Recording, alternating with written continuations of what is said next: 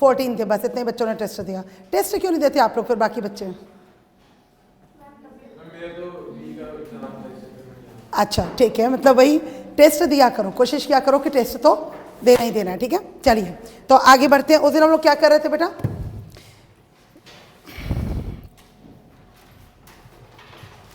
हम लोग I think planning के ही बिल्कुल लास्ट स्टेज पर हैं, आखिरी पड़ाव की ओर है ना वो, और उसमें हम लोग अनएम्प्लॉयमेंट के कुछ डेटा के ऊपर बात कर रहे थे, है ना। तो जो हमारा टॉपिक था वो था इश्यूज रिलेटेड टू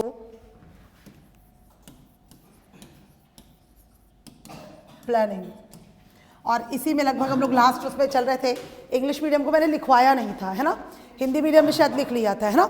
हाँ, तो मैंने बोला था कि उसको हम नेक्स्ट याद दिला देना, उसको आगे कर लेंगे, ठीक है। चलिए तो एक बार इंग्लिश मीडियम के जो स्टूडेंट्स हैं वो भी लिख लें।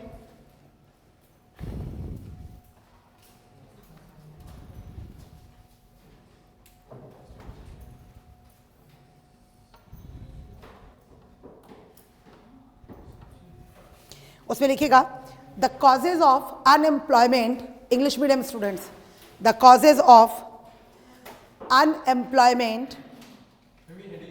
नहीं, मैंने हेडिंग डलवा तो दी थी आपको, हेडिंग तो मैंने डलवा दी थी ना आपको, अनएम्प्लॉयमेंट या कुछ ऐसे ही था।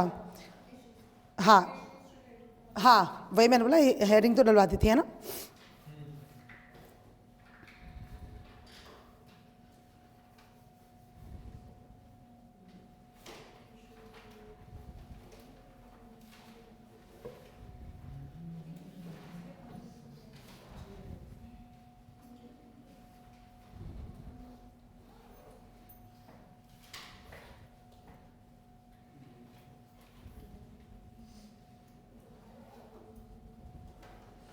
ठीक, तो उसमें लिखिएगा द कॉजेज ऑफ ना सॉरी यहाँ से लिखिएगा पहले, unemployment in India, sorry, unemployment in India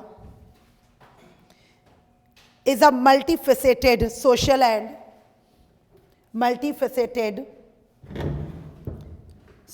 and economic issue। इसकी सब हेडिंग थी, वो मुझे याद नहीं आ रहा मैंने क्या डलवाई थी।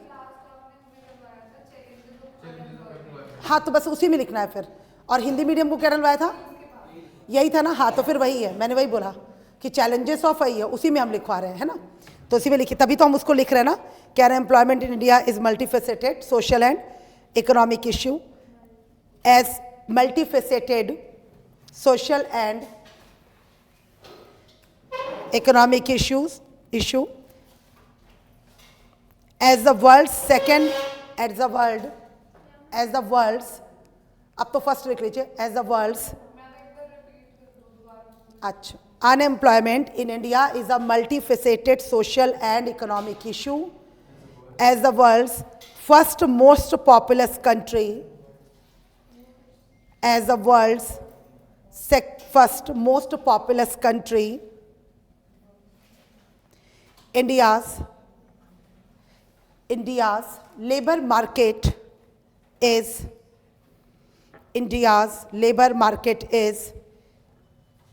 characterized by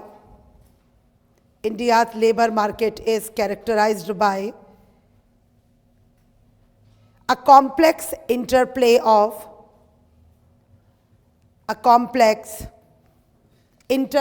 of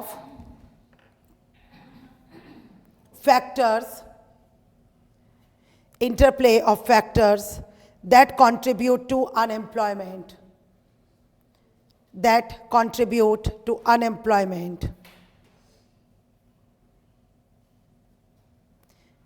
These include a rapidly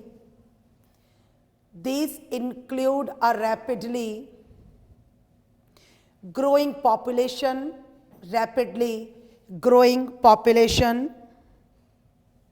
comma, a mismatch between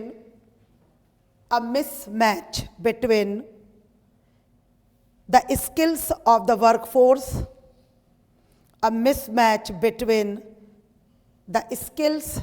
of the workforce and the demands of modern industries and the demands of modern industries, comma, technological advancements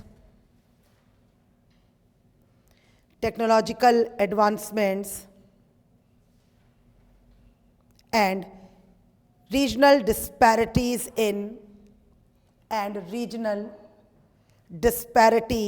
in economic development and regional disparities in economic development. Some states have higher unemployment rates. Some states have higher unemployment rates, while others have managed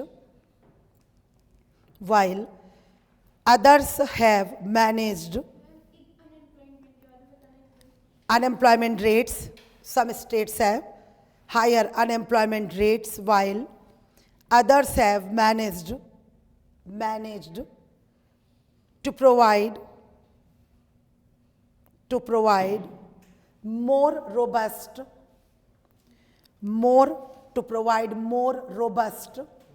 yes, robust, robust employment opportunities.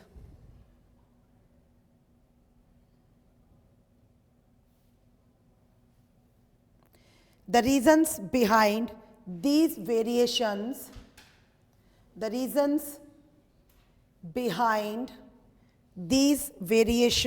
are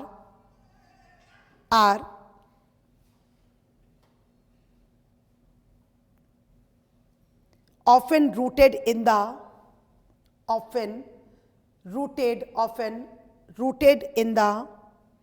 unique socio-economic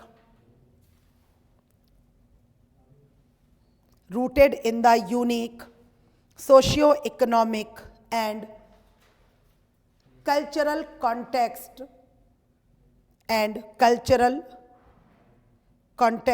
of each state.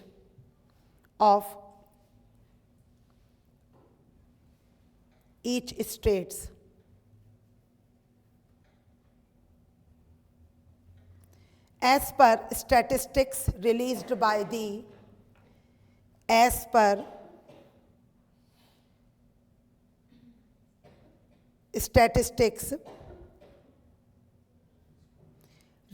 by the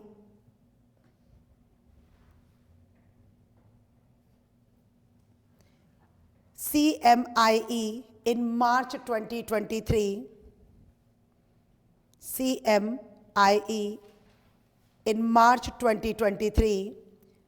India has a current unemployment rate.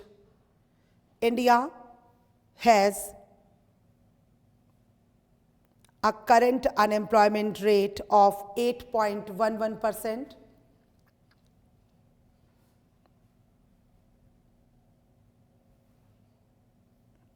And 8.11%, and Haryana, Rajasthan,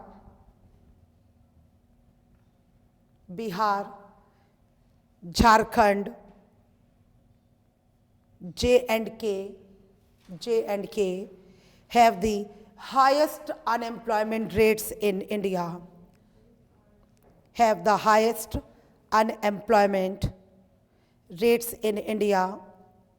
While Delhi is the most unemployed.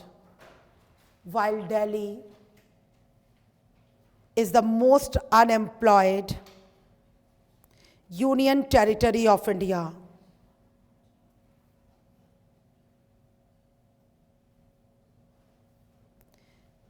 The causes of unemployment in India are not, the causes of unemployment in India are not merely economic, but also encompass social and educational aspects, but also encompass social and educational aspects. For instance, मतलब example, for instance or for example, gender biases and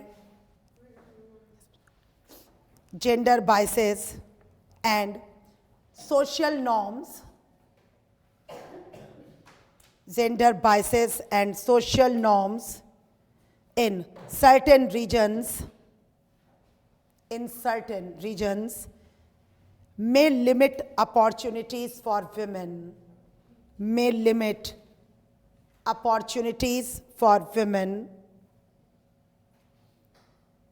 contributing to higher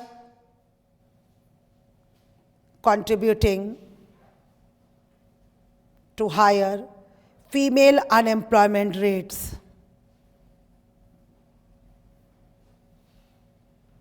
Contributing to higher female unemployment rates.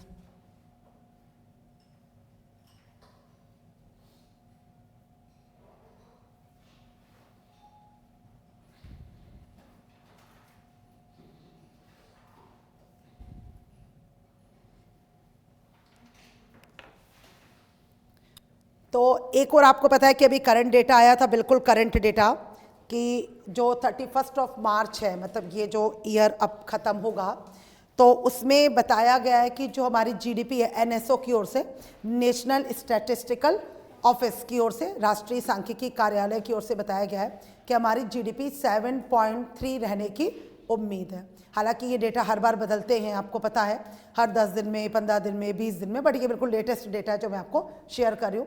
तो बता रहे हैं कि अब जो upcoming आएगा, मतलब उसमें 1 अप्रैल से लेकर तो 7.3 लगभग हमारी जो जीडीपी है वो लगभग रहेगी। लेकिन उसके बाद हम बात क्या कर रहे हैं, लेकिन जीडीपी बढ़ेगी, ठीक है, लेकिन उसके बाद भी हम लोग क्या प्रॉब्लम क्लास के अंदर डिस्कस कर रहे हैं कि लेकिन अगर हम फीमेल अनएम्प्लॉयमेंट रेट की बात करें, है ना, तो वो मतलब काफ़ी ज़्यादा है अगर फीमेल अनएम्प्लॉयमेंट की बात करें, और जो मेल है वो ठीक है, मतलब, और उसके पीछे हम बता रहे हैं कि बहुत सारे सोशियो इकोनॉमिक जो रीजंस हैं या जो कॉजेज़ हैं वो हम लोग यहाँ पर बता रहे हैं। जेंडर बायसनेस है, हम लोगों ने बताया यहाँ पर प्रॉपर जो मतलब डेटा बता रहे हैं। देखिए, ऐसा नहीं कि हम लोग कहीं से कुछ भी उठाकर लिख रहे हैं, हम लोग सब डेटा बेस पर बात कर रहे हैं हमारे यहाँ पर। और उसके बाद भी बताइए ये प्रॉब्लम है, तो इस प्रॉब्लम को कैसे दूर करेंगे हम लोग, ये प्रॉब्लम कैसे ठीक हो सकती है, हम फीमेल एम्प्लॉयमेंट कैसे इंक्रीज कर सकते हैं, क्या करना होगा, basically what we will have to do to increase the female employment, है ना, और स्पेसिफिकली इन सेकेंडरी और टर्शरी, क्योंकि अगर हम प्राइमरी सेक्टर की बात करें तो उसमें विमेन इन्वॉल्व हैं, ठीक है। देखिए, 2-3 तरीके के क्वेश्चन हैं जो आपको मिक्स करके इकोनॉमी को और इंडियन सोसाइटी को और जस्टिस को, ठीक है, ध्यान से सुन लीजिएगा।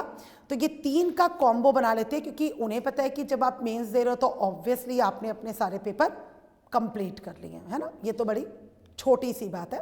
तो आप पूरा सिलेबस पढ़ के obviously you are going to giving the mains, तो इसमें कोई बहुत बड़ी बात नहीं है, ठीक है। तो वो क्या करते हैं कि इंटरकनेक्ट करते हैं क्वेश्चंस, मतलब सिलेबस के साथ, है ना। लाइक आप गिग इकोनॉमी पढ़ रहे हो इकोनॉमी में, और गिग इकोनॉमी को they have asked in the Indian societies paper, है ना। तो कहाँ पर पूछा उन्होंने उसके चैलेंजेस को, वो इंडियन सोसाइटी में। इंडियन सोसाइटी में हम बात कर रहे हैं जेंडर इनइक्वालिटी की, जेंडर बायसनेस की, डिस्पैरिटीज़ की, तो उसको वो कहाँ पर पूछ रहे हैं, उसको वो इकोनॉमी के सेक्शन में पूछ रहे हैं कि अच्छा बताइए कैसे जेंडर बायसनेस हम दूर करके कैसे हम विमेन के जो प्रॉब्लम्स है उसको एराडिकेट कर सकते हैं, तो ये पूछ रहे हैं। तो इसीलिए आपके लिए इंपॉर्टेंट ये है कि बस टीचर आपको ये बता दे कि क्वेश्चन कैसे आ सकते हैं, बाकी तो सब आप कॉम्बो बना के वहाँ पर, क्योंकि ऑब्वियसली बात है जब तक आप मेंस दोगे नेक्स्ट ईयर में, या जो भी बच्चे मतलब देंगे नेक्स्ट ईयर, और जिनकी अभी एज नहीं है तो बाद में देंगे, तो उनको पता है कि उनका पूरा सिलेबस हो चुका है। तो इसमें देखिएगा क्वेश्चन इस तरीके से भी पूछे जाएंगे कि हम क्या चैलेंजेस है जेंडर बायसनेस। अच्छा, जैसे हम प्राइमरी सेक्टर की बात कर रहे थे, तो इकोनॉमी भी बताती है और इसको इंडियन सोसाइटी का पेपर, दोनों आपको डिस्कस कर रहे हैं कि जो प्राइमरी सेक्टर है वहाँ पर विमेन का एम्प्लॉयमेंट रेट अच्छा है। अब बेसिकली वो एम्प्लॉयमेंट रेट क्या है, वो तो ये है कि घर की खेती है, तो घर की खेती है तो विमेन उठ के चली जाती है अपने खेतों पे काम करने के लिए, क्योंकि दिन भर घर में करेगी क्या। जो रूरल हमारा जितना एटमॉस्फेयर होता है, तो वो शहरों जैसा नहीं होता है ना। और इसलिए वहाँ पर जो लेडीज़ के पास काम होते हैं वो होते ही बहुत है, लेकिन वो सारे के सारे मॉर्निंग निपट जाने वाले होते हैं। तो वो लेडीज़ क्या सुबह जल्दी भी उठ जाती हैं, तो 8, साढ़े 8, 9 बजे तक उनके घर के सारे काम, सारा खाना पानी उनका सारा कंप्लीट हो जाता है। तो ऑब्वियसली बात है वो घर में क्या करेंगी। अब हमारे जैसा टीवी या वैसा भी वो शौकीन नहीं है, या मोबाइल चलाने की शौकीन नहीं है कि यूट्यूब देखेंगी, तो उनके पास कोई काम भी नहीं है। तो उन्हें क्या लगता है, बेटर है कि हम जाएं और खेतों में अपना काम करें, है ना, जिससे एक की जगह 4 हाथ होंगे तो काम भी जल्दी होगा। तो उसका क्या हुआ कि उसका जो रिजल्ट निकला वो ये है कि आपको पता है कि वैसे भी आप सुनते हो कि जो रूरल एरिया हैं वो खाली होते जा रहे हैं, मतलब जो गांव हैं वो वेकेंट हो रहे हैं। क्यों?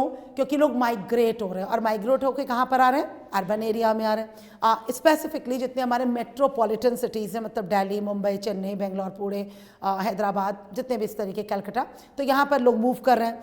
अच्छा, अब वहाँ पर पीछे कौन बच रहा है? अब जब शुरू में जैसे मेल पॉपुलेशन आती है तो अपने साथ अपनी फैमिली को लेकर नहीं आती कि शहर जाएंगे अपना काम जमाएंगे, क्योंकि खेती बाड़ी में ज़्यादा बेनिफिट बच नहीं रहा है। आपने पढ़ाई कि प्राइमरी सेक्टर का जीडीपी में जो कंट्री है वो कितना कम है, ठीक है। अब बच जाती हैं पीछे फीमेल। अच्छा, उन्हें तो अपना भाई काम चलाना है, देखना है, तो वो क्या करती हैं, खेतों में काम करती हैं, अपने छोटे छोटे बच्चों को भी वहीं ले जाती हैं, फिर घर का काम करती हैं।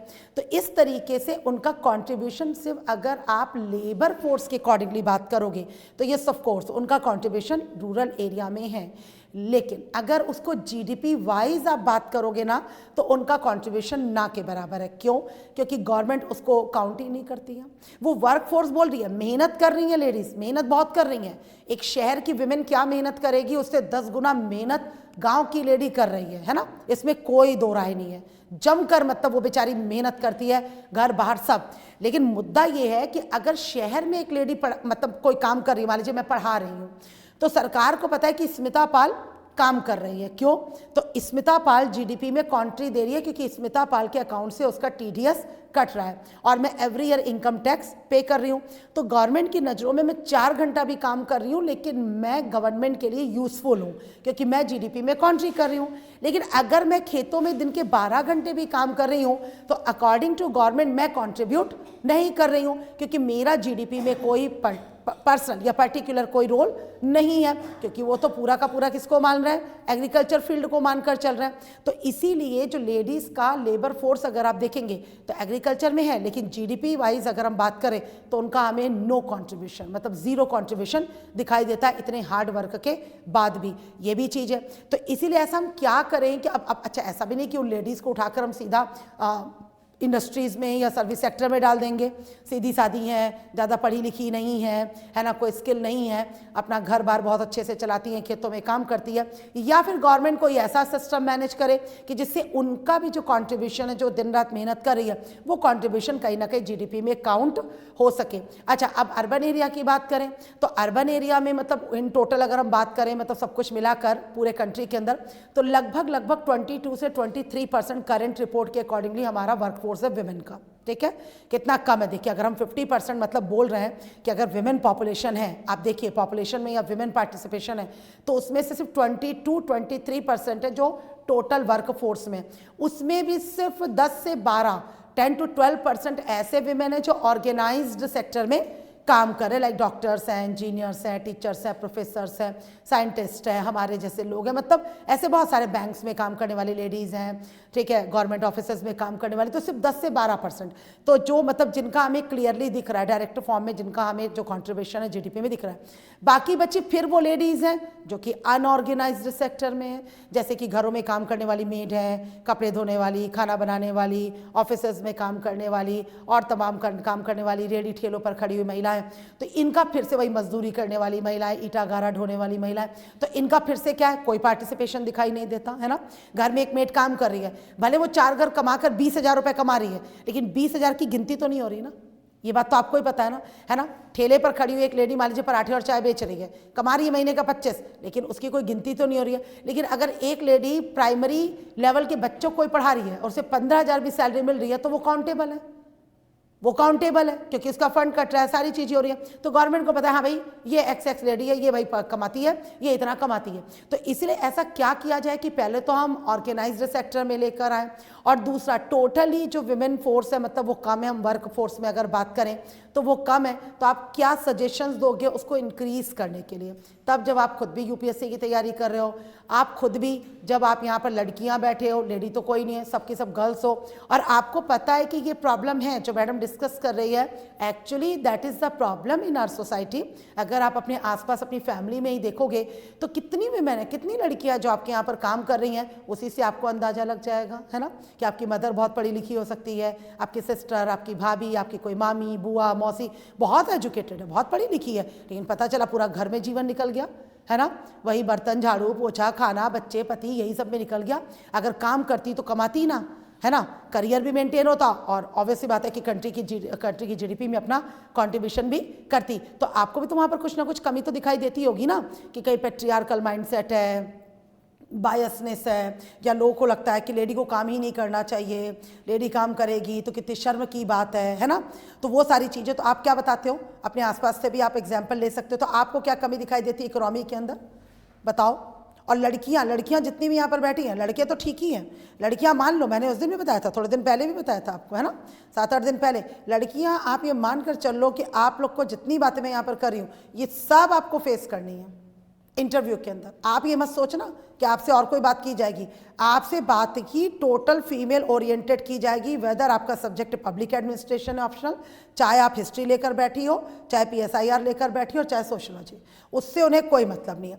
अगर एक लेडी को या एक गर्ल को, मतलब एक फीमेल को अगर आज गवर्नमेंट ले रही है तो सबसे पहले ये सुनना चाहती है कि ये आकर कोई चेंजेस करेगी भी कि नहीं करेगी। समझ रहे ना, अगर गवर्नमेंट इतना रिजर्वेशन दे रही है, इतनी चीज़ें आपको दे रही है, तो उसके पीछे उनका भी ऑब्जेक्टिव है कि आपको कल कुछ करने करेंगी भी कि नहीं, कि आप सीधा उठकर आकर और पैसा कमा के बस महीने की सैलरी लेकर बैठने वाली हैं। तो इसीलिए अगर आपसे कमतर भी कोई लड़की हुई ना मार्क्स में, लेकिन अगर आप मतलब आपने या उस लड़की ने मान लेते कि इंटरव्यू में अपना बहुत अच्छा जवाब दिया ना, आपको पता है ना, आपसे पहले उसको या उसके पहले वो आपको सिलेक्ट करेंगे, स्पेसिफिकली गर्ल्स के मामले में।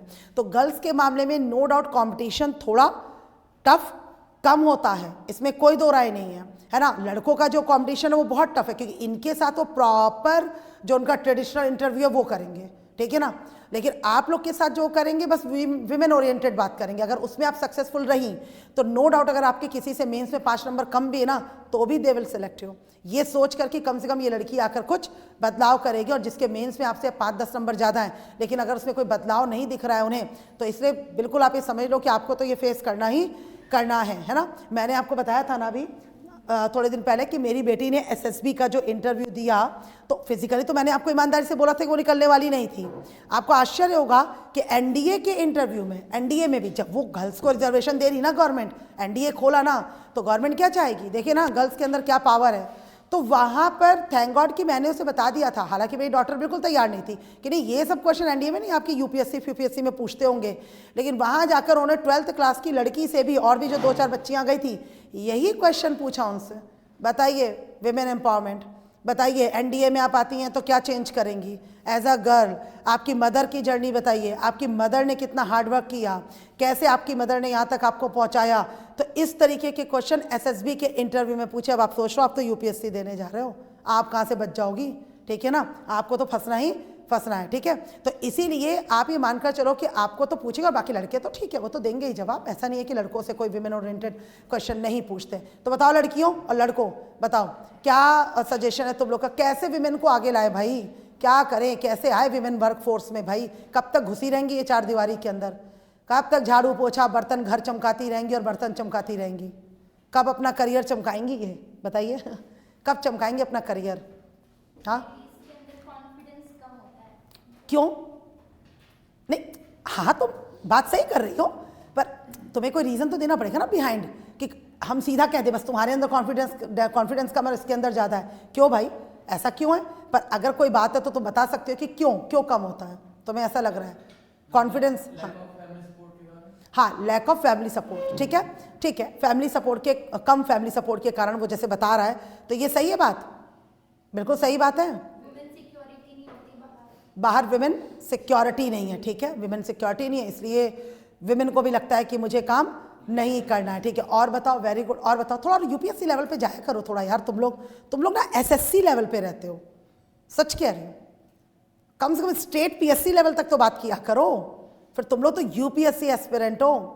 अच्छा एक बात बताओ, मुझे इस बात का जवाब दो। ये बात तो ठीक है, चलो लैक ऑफ कॉन्फिडेंस है, लैक ऑफ फैमिली सपोर्ट है, ठीक है, कि बचपन से लड़की को बोला जाता है कि मतलब तुम अकेले जाओगी तो ऐसा हो जाएगा, वैसा हो जाएगा, ये हो जाएगा, 4 लोग पीछे आ जाएंगे, कोई छेड़ देगा, कोई बदतमीजी कर देगा, कहीं कोई हादसा हो जाएगा, कुछ हो जाएगा। चलो ठीक है, ये तो मान लिया। तो उनके अंदर कॉन्फिडेंस नहीं होता है, तो उन्हें हमेशा बड़े होकर लगता है कि हम भी कहाँ काम कर सकते हैं, ठीक है। फैमिली सपोर्ट की कमी, तो वो बातें एक साथ ही मिल गई कि फैमिली सपोर्ट नहीं करती है, क्योंकि जनरली लड़की के लिए यही विचार लोगों के रहते हैं, फैमिलीज के रहते हैं कि 22, 23, 24, 25 की बस अगर हो गई तो इसकी शादी तो हमें करनी ही करनी है ना। ये बात तो बिल्कुल पक्की है भाई, हम घर में तो बैठा कर नहीं रखेंगे अपनी लड़की को, शादी तो हमें करनी है। तो एक वो फैमिली सपोर्ट लड़कों के साथ बहुत ज़बरदस्त रहता है भाई, लड़के की शादी होती है क्या जब तक कुछ नहीं करेगा, तो फैमिली वाले क्या कहते हैं, जब तक कुछ करेगा नहीं, चाहे कुछ नहीं तो कोई धंधा खुला दे, ऐसा बोलते, चाहे एक छोटी दुकान खोल दे, भाई शादी करनी है लेकिन अपना कुछ होना चाहिए। लेकिन लड़की के लिए तो लोग ये नहीं सोचते ना कि कुछ भी करे, चाहे कुछ भी करे, लेकिन कुछ भी करेगी, अपने पैरों पे खड़ी होगी तब शादी करेंगे।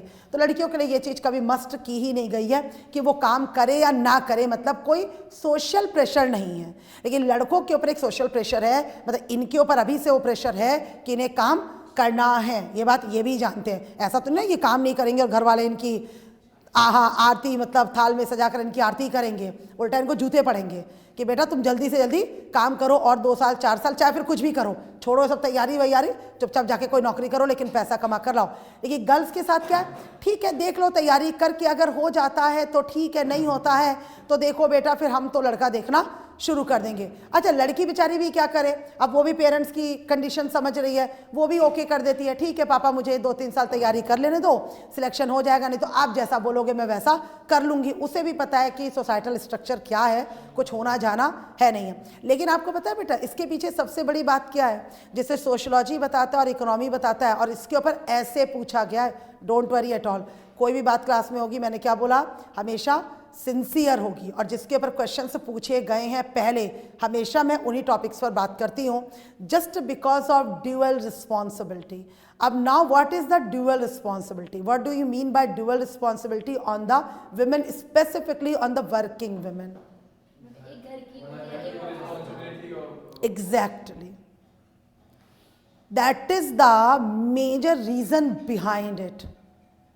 क्योंकि एक लेडी से आप बात करके देखो, ठीक है, बोलो काम करना, बहुत पढ़े लिखे हो, आप सबसे पहले ऑनेस्टली उससे पूछो, घर की भाभी है, आपकी खुद की सिस्टर है, मैरिज हो गई है, पढ़ी लिखी है, आप बोल रहे हो दीदी कुछ कर क्यों नहीं रही हो, तुम इतनी पढ़ी लिखी हो, है ना, भाभी आप क्यों नहीं कुछ करते हो, इतने पढ़े लिखे हो, उनका जवाब सुनना पहला क्या होगा, डुअल रिस्पॉन्सिबिलिटी नहीं झेली जाएगी यार, घर का भी काम करो और बाहर का भी काम करो, घर से निकलो तो काम करके जाओ, घर वापस आओ तो काम करो, ऑफिस की चिक चिक अलग बर्दाश्त करो। भाई चिक चिक तो है ही है ना, अब हमारे जैसे लोग कोई टेस्ट पेपर बनाना है, बच्चों के आंसर्स चेक करने हैं, घर में एक्स्ट्रा टाइम चाहिए, घर में उल्टे काम है, घर बैठकर कभी कभी तो खुद मैं बहुत इरिटेट हो जाती हूँ, बहुत जोरदार इरिटेट हो जाती हूँ कि छोड़ छाड़ दूँ यार काम, घर तो छोड़ नहीं सकते, बच्चे छोड़ नहीं सकते, काम छोड़ दो यार। मेरे को कभी कभी लगता है इतना इरिटेशन होता है, इधर से एक कोचिंग फ़ोन कर रही है मेंस का क्वेश्चन बना दीजिए, इधर से प्रीलिम्स का, इधर से मैडम वो बच्चे कह रहे हैं आंसर्स नहीं चेक हुए हैं, इधर कोच इधर नया टॉपिक शुरू करना है, क्या करें बताइए, है ना। इधर घर के काम है, कम वक्त खत्म होने का नाम नहीं लेते। तो एग्जैक्ट बात है, हमारे जैसे विमेन के ऊपर भी ड्यूअल रिस्पॉन्सिबिलिटी है। घर से निकलते इतनी सर्दी में 4:30 बजे उठना ही उठना है, कभी कभी खुद में बहुत फील होता है कि क्या ज़िंदगी है हमारी, मतलब हम काम कर रहे हैं तो एक्चुअली ऐसा लगता है खुद के लिए कर रहे हैं, मतलब फैमिली कभी ये सपोर्ट नहीं करती है कि आप काम कर रहे हो तो मतलब घर में कोई कंट्रीब्यूशन है। फैमिली को वहाँ पर क्या लगता है, वो तुम्हारा काम है, तुम जानो, तुम्हें मैनेज करना है। तो 4:30 गर्मी हो सर्दी हो, चलो गर्मी की तो कोई बात ही नहीं, इतनी सर्दी में भी मैक्सिमम मुझे 5 बजे बिस्तर से उठना पड़ता है, तो कंबल हटाने से पहले बहुत गुस्सा आता है खुद के ऊपर कि मैं क्यों काम कर रही हूँ यार, छोड़ दूँ क्या यार, हटा दूँ क्या यार, क्यों ये मॉर्निंग के बैचेस ले लेती हूँ, ऐसा लगता है। ठीक है, फिर जब उठ गया तो नहीं ठीक है अपना काम है, बढ़िया ये वो, तो पूरा सिस्टम मैनेज करके आती हूँ घर से। फिर यहाँ से जाती हूँ 1 बजे, फिर 1 बजे पहुँचूँगी, फिर तुरंत लंच बनाना है। क्यों? क्योंकि घर वालों की डिमांड्स है, भाई हम ठंडा खाना थोड़ी ना खाएंगे, कभी एक आधा बार बना भी दिया, हम ठंडा थोड़ी ना खाएंगे। बच्चे तक मम्मी हम ठंडा, महंगा बेटा कोई बात नहीं, बड़ी हो जाओ करो काम, तुमको माँ के भी दिन याद आएंगे। अभी जो नखरे हो रहे हैं ना, हमें ठंडे दाल चावल नहीं खाएंगे, ठंडी सब्जी नहीं खाएंगे, गर्म खाना चाहिए, कोई दिक्कत नहीं है। फिर उसके बाद पूरी चक्कर गिननी चालू रहती है, कोई दूसरा बैच है, रात मतलब 11 साढ़े 11 बज जाते हैं। तो ड्यूअल रिस्पॉन्सिबिलिटी, हमारे जैसी लेडीज़ हैं, बहुत लेडीज़ हैं इस देश में, लाखों लाख लेडीज़ हैं जो इस रिस्पॉन्सिबिलिटी को फेस कर रही हैं, है ना, चैलेंजेस झेल रही हैं, घर भी और बाहर भी। और बाहर की भी चिक चिक तो रहती है आए दिन कुछ ना कुछ काम की। लेकिन जो मोस्ट ऑफ द लेडीज़ है, जो हम बोले वर्क फोर्स नहीं है, उन्हें पता है क्या लग रहा है, क्या नीड है हमें, अच्छा खासा पैसा है घर में, हमें कौन सा खाने की दिक्कत है कि रोजी रोटी कमा कर लाना है। जो हम निकले घर से, हम भी आराम से, हस्बैंड गए, सब लोग गए, 10 बजे निकल गए, हम भी आराम से टीवी देखे, किटी पार्टी करे, क्लब में जाए, ब्यूटी पार्लर जाए। एग्जैक्टली आपको बता रही हूँ, मतलब मैं जब लेडीज़ को देखती हूँ, बड़ी नॉर्मल सी बात है आप लोगों से, मतलब एक शेयर कर रही हूँ पूरी प्रॉब्लम को। तो मतलब कभी मैं पार्लर जाती हूँ सिर्फ थ्रेडिंग के लिए, तो वो कहती है मुझसे कभी फेशियल करा लो, ये करा लो। मैं कहा सुनो, ये लेडीज़ का बहुत टाइम है, मुझे समझ में नहीं आता ये कम वक्त 4-4 घंटे बैठी कैसे रहती हैं। हमारे पास तो 2 महीने में थ्रेडिंग हो जाए तो बहुत बड़ी बात है, बालों में शैम्पू हो जाए संडे को तो बहुत बड़ी बात। हम मान लेते हैं आज तो शैम्पू कर लिया साहब, आज बहुत बड़ी जंग जीत ली, ये हालात है। मैं कहा पता नहीं भाई, इन लेडीज़ के पास टाइम कहाँ से आता है, ये बैठकर मैनीक्योर पेडिक्योर ये वो, फिर किटी पार्टी, बाप रे बाप। सपने में, मुझे तो आज तक नहीं पता बेटा किटी पार्टी कैसी होती है। आपको यकीन नहीं होगा, कितनी एजुकेटेड विमेन है, बढ़िया कमा रही है, और मैडम किटी पार्टी, यकीन मानिए मैं अपनी सिस्टर को ऐसा पूछा तो वो करती क्या हो यार किटी पार्टी में, वो गेम जो बताती, मुझे गेम नहीं पता भाई, मुझे कुछ पता ही नहीं है। क्यों? टाइम ही नहीं है यहाँ पर, घर बाहर घर बाहर घर बाहर, संडे है तो एक्स्ट्रा वर्क है, बात खत्म। अब बताइए, तो हमारे जैसी लेडीज इस बात का वेट कर रही है कि कब हमारे बच्चे बड़े हो जाएंगे और हम इस काम को छोड़ देंगे। मैं खुद सोच रही हूँ कि मैं छोड़ दूंगी, एक बार बेटी का कॉलेज हो जाए, छोटी बेटी का हो जाए, मतलब 4-5 साल और मैं छोड़ दूंगी सब टीचिंग वीचिंग, आराम से घर में बैठूंगी। साल हो गए मुझे, 15 साल हो गए पढ़ाते हुए, यही जिम्मेदारी निभाते हुए, मेट्रो ये वो घर यही सब। तो वही चीज़ है ना, हमारे जैसी लेडीज ही सोच रहे। अब बताइए, तो हम लोग जो वेल स्टैब्लिश्ड हैं, जो इतना अच्छा काम कर रहे हैं, बढ़िया कमा रहे हैं, महीने का 1-1.5 लाख रुपए, वो लेडीज़ तक सोच रही है कि हम काम छोड़ दें, तो बाकी की लेडीज़ कहाँ से आएंगी? अभी उन्हें पता है कि बहुत ज़्यादा हालात खराब है। तो इसीलिए हमें ये जो पैट्रियार्कल माइंडसेट है ना, जिसके ऊपर अभी तक आप लोगों ने बात की नहीं की, जबकि मैंने क्लू भी दिया था अभी आपको, तो ये पैट्रियार्कल माइंडसेट चेंज करना है। क्या क्या चेंज करना है पैट्रियार्कल माइंडसेट? कि एक लेडी घर में भी काम करेगी और बाहर भी काम करेगी। लेकिन एक मैन को तो घर और बाहर दोनों जगह काम नहीं करना पड़ता है ना, वो सिर्फ बाहर काम करता है, घर में आकर उसे कोई काम नहीं करना होता है। और इसीलिए अब क्या होना चाहिए, ना तो पैट्रियार्की ना तो मैट्रियार्की, बल्कि क्या होनी चाहिए, डायर्की। मतलब हस्बैंड वाइफ दोनों मिलकर काम करें, बात खत्म हो गई। घर के काम भी दोनों करें, बाहर भी अपना काम करें, बच्चों को भी दोनों संभालें, तो किसी एक के ऊपर बर्डन नहीं होगी। और विमेन भी अपने इस चैलेंजेस को तोड़कर डेफिनेटली घर से बाहर आने के लिए रेडी हो जाएगी। और जब तक ये यकीन मान लीजिए कि विमेन वर्कफोर्स नहीं आएगी, हमारी जीडीपी, हम कितनी बात कर लें कि 7.3%, 8%, 9%, मैं आपको बता रही हूँ इकोनॉमी की फैकल्टी, वो कभी अचीव नहीं होगी। ये सिर्फ ऑन द पेपर रह जाएगी, क्योंकि ऑब्वियस सी बात है, हमारे 50% वर्क फोर्स का सिर्फ 10 to 12% हिस्सा ही ऑर्गेनाइज्ड सेक्टर में काम कर रहा है, बाकी का 35 to 40% हिस्सा घर में बैठा है। तो आप कैसे बोल सकते हो कि आपकी कंट्री ग्रो करेगी? कैसे सोच सकते हो कि आपकी कंट्री डेवलपमेंट करेगी? बिल्कुल भी नहीं हो सकता। बाहर की तरह नहीं है, हर लेडी काम करती है और हर जेंट, मतलब हर मैन और फीमेल और मेल दोनों काम करते ही करते। वहाँ पर ये सोचना ही नहीं है कि कोई लेडी काम नहीं करेगी, चाहे वो कुछ भी करेगी। हमारी ही कंट्री का सिनेरियो है, या एशियन कंट्री का सिनेरियो है, कि जहाँ पर लेडीज़ को बोला जाता है कि इन्हें काम करने की नीड नहीं है, ये घर में बैठे और हाउस होल्ड्स वर्क को करें, है ना। तो ये सारी चीज़ें जो आपको वहाँ पर बतानी पड़ेंगी, ठीक है। बाकी आपको समझ में आएगा कि हरियाणा जो है सबसे हाईएस्ट, ठीक है। और उसके पीछे रीज़न मैंने आपको बता दिया था। एक्चुअली उन्हें लगता है कि काम करने की नीड नहीं है, क्योंकि बहुत अमीरी है, बहुत पैसा है, बहुत खेत है, बहुत फार्म्स है, बहुत प्रॉपर्टीज़ हैं, बहुत गोल्ड है, गाड़ी है, सब कुछ है। तो उन्हें लगता है हम किस चीज़ के लिए काम करें। इतनी ज़मीनें हैं कि वो कहते हैं ना, 7 पुश्ते भी बेच के खाएंगे तो ज़मीनें ख़त्म नहीं होंगी। तो दैट्स वाई दे थिंक कि what is the need to work, है ना। तो उन्हें काम करने की नीड ही क्या है, बस ये सीधी सी बात है, ठीक है। चलिए आगे बढ़ते अब हम लोग। और जो मैंने आपको बताया था कि नीति आयोग के लिए हम लोग थोड़ा सा बात करेंगे करंट लेवल पे, और उसके बाद ये टॉपिक आज आपका फिनिश हो जाएगा, तो वो भी हम बात करेंगे नीति कमीशन के ऊपर।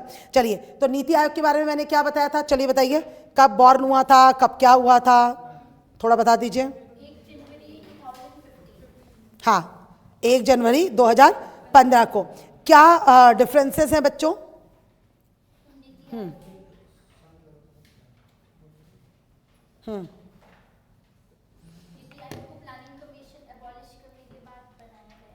हाँ, प्लानिंग कमीशन को अबॉलिश करने के बाद बनाया गया था, ठीक है।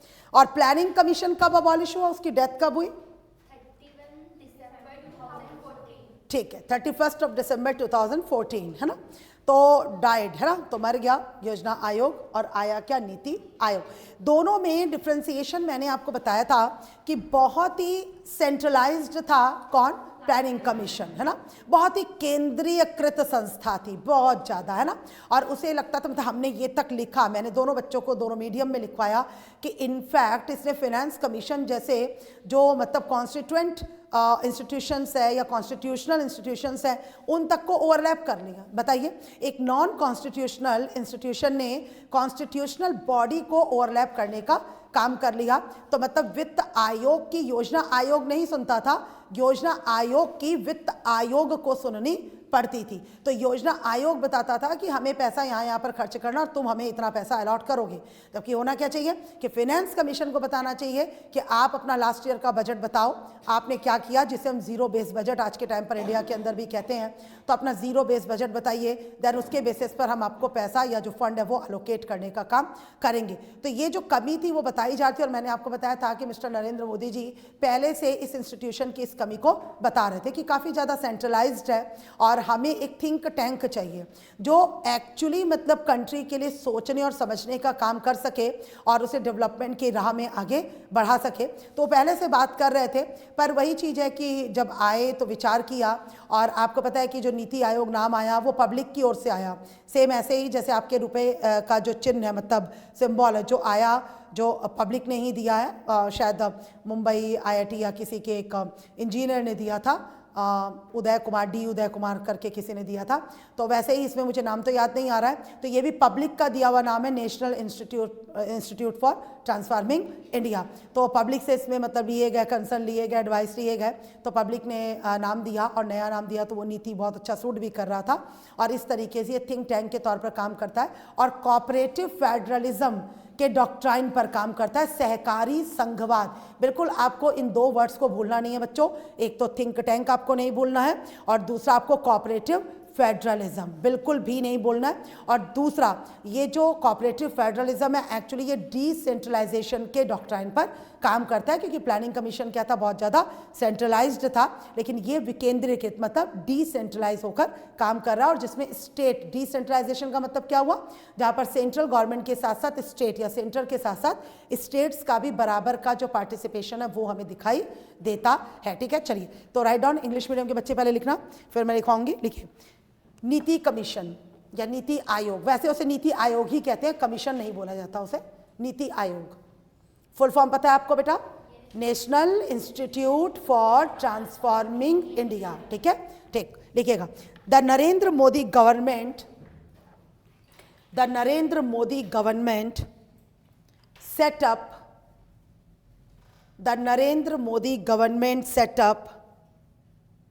the Niti Aayog in 2015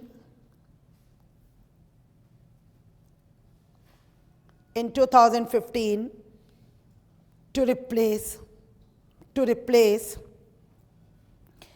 the Nehru Era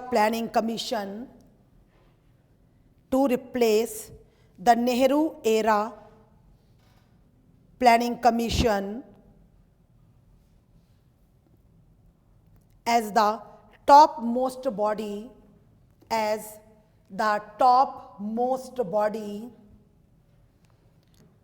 to draw up long-term policies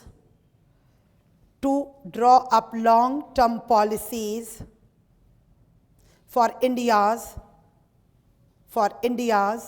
social and economic growth, for India's social and economic growth.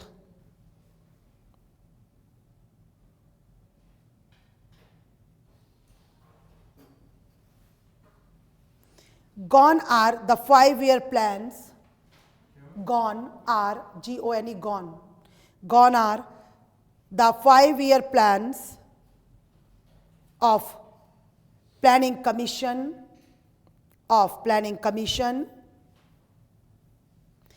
in its place,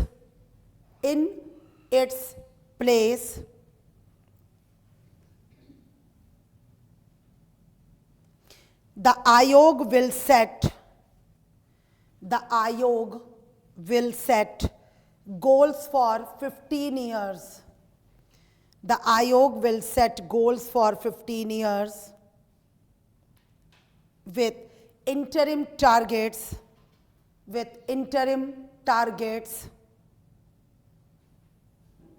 at 7 and 3 years marks. At 7 and 3 years, मैंने बताया भी था, 7 and 3 years marks, to keep development plans on track. To keep development plans on track.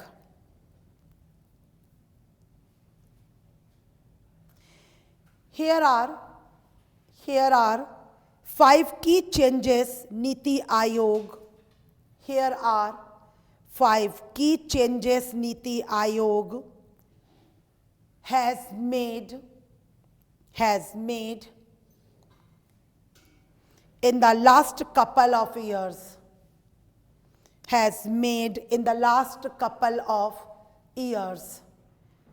तो 5 changes बाद में लिखेंगे, पहले Hindi medium को एक इंट्रोडक्शन लिखवा दें। हेडिंग डालना बच्चों, नीति आयोग फुल फॉर्म लिख लीजिए, national institute for transforming India, जरूर लिखेंगे full form, national institute for transforming India.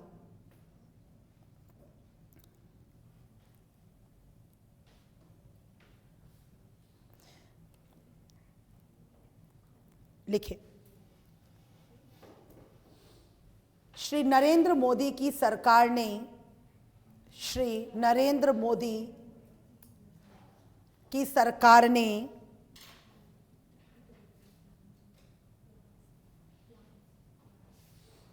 सरकार ने 2015 में, आप डेट आपको पता है, लिखना चाहो तो लिख सकते हो, 1 जनवरी, इंग्लिश मीडियम के बच्चे भी और हिंदी मीडियम में, 1 जनवरी 2015 को योजना आयोग के स्थान पर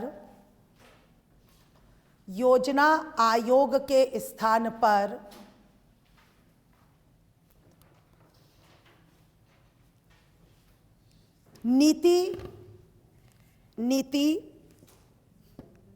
आयोग को लाया गया। नीति आयोग को लाया गया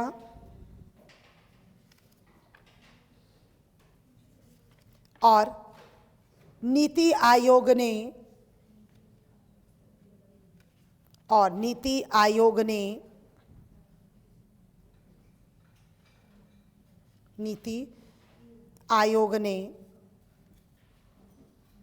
नेहरू कालीन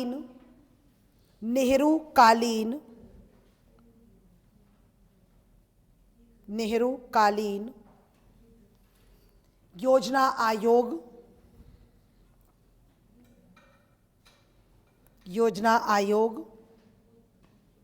तथा योजना आयोग द्वारा बनाई गई लंबी अवधि की पंचवर्षीय योजनाओं का समापन कर दिया।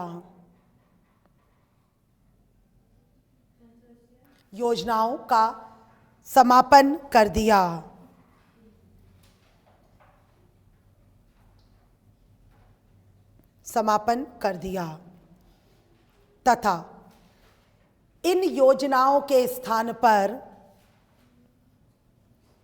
तथा इन योजनाओं के स्थान पर नीति आयोग ने तथा इन योजनाओं के स्थान पर नीति आयोग ने 15 वर्षीय लक्ष्य का निर्धारण किया। 15 वर्षीय लक्ष्य का निर्धारण किया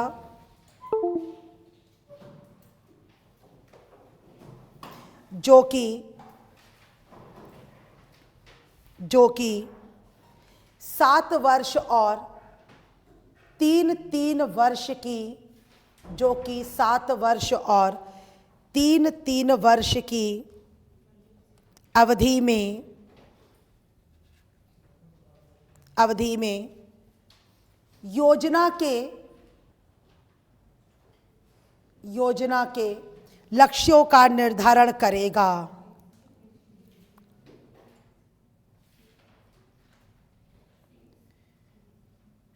नीति आयोग ने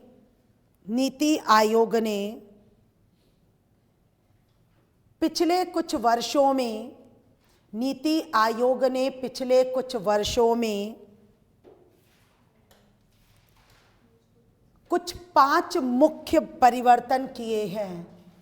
कुछ 5 मुख्य परिवर्तन किए हैं जो इस प्रकार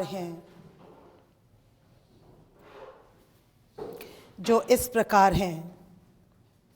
फर्स्ट, इंग्लिश मीडियम लिखिएगा। First, a new planning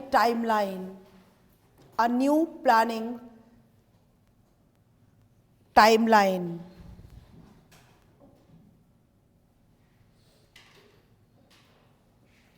Second, unshackling agriculture. UNSHACKLING,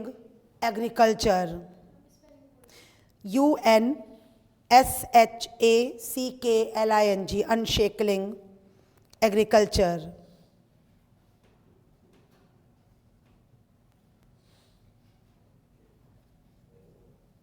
Next, preparing for second green revolution.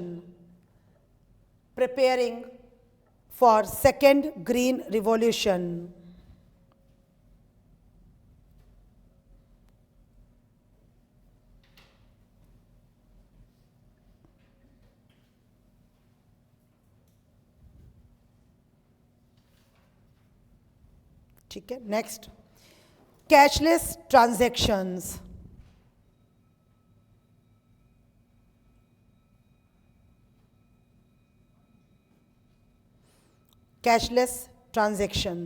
Next, improving health, education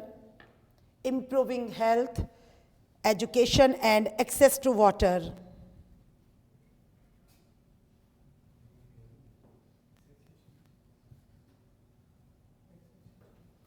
Improving health, education and access to water. Hindi medium के बच्चे लिखिएगा।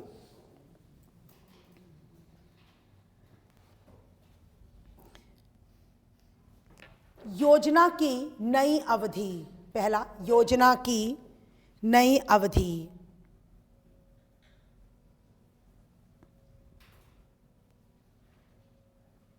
योजना की नई अवधि, जो इसकी टोटल नई अवधि वो क्या है? 17-18 से लेकर 32-33, 15 साल की हो गई ना।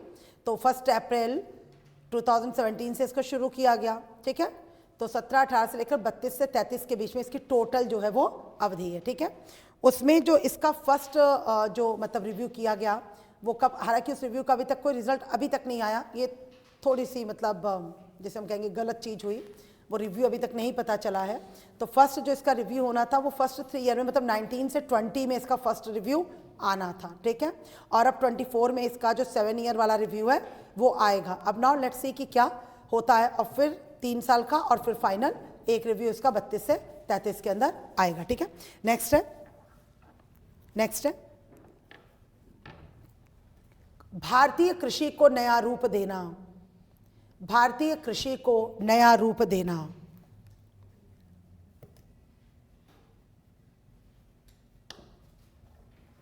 नेक्स्ट, द्वितीय हरित क्रांति के लिए तैयार होना, द्वितीय हरित क्रांति के लिए तैयार होना।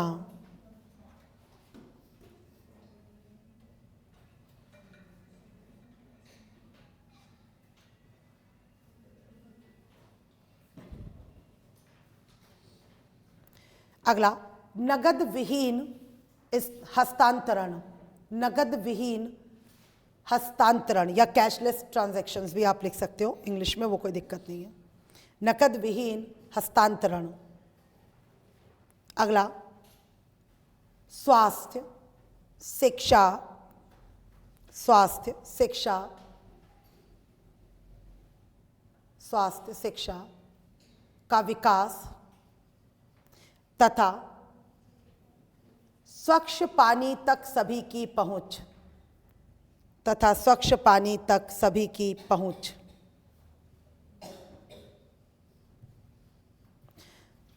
आपको पता है कि कल पानी की तो नहीं, लेकिन सोलर एनर्जी के लिए कल ही मोदी जी ने राम मंदिर प्राण प्रतिष्ठा समारोह के बाद एक नई स्कीम को लॉन्च किया है। कल ही एक नई स्कीम लॉन्च की है तुरंत उन्होंने। कौन सी? राष्ट्रीय स्तर पर लगभग 1 करोड़ घरों के लिए। कौन सी? देखिए जरा, आपने कल कितना देखा? प्राण प्रतिष्ठा समारोह देखा? कुछ नहीं देखा। क्या किया? भंडारा खाया? हाँ, वो तो खाया होगा। क्यों तुम लोगों ने नहीं खाया? क्यों नहीं खाया? हाँ, क्यों नहीं खाया? खाना चाहिए ना, दिक्कत क्या उसमें? हमारी भी कॉलोनी में था, हम भी गए थे, पूरा परिवार गए थे, क्यों नहीं जाएंगे भाई? ठीक, तो कल एक स्कीम भी तो लॉन्च हुई। कौन सी स्कीम? जरा बताओ, देखे कौन? अच्छा, वही उज्ज्वला ही चल रही है। कृष्णा, देखो कृष्णा का तरीका देखो, वही उज्ज्वला चल रही है। ये नई स्कीम लॉन्च करेंगे उज्ज्वला तो कब की लॉन्च है? नहीं, आगे भी नहीं बढ़ाया। देखिए जरा, आप लोग कितनी ट्रू यूपीएससी की तैयारी कर रहे हैं। ट्रूली आप कितने बड़े यूपीएससी एस्पिरेंट है, जरा पता तो चले आप कितनी बढ़िया तैयारी कर रहे हैं। हाँ, बस कल छुट्टी का दिन था, छुट्टी मनाते रह गए, सोते रह गए। बताओ, देखिए 1-2 मिनट लो भाई, बताओ, सोचो। शायद बस मोबाइल मत झांकना और ताकना, मोबाइल में ताक झांक मत करना बस। सूर्योदय योजना, ठीक है, सूर्योदय योजना, ठीक।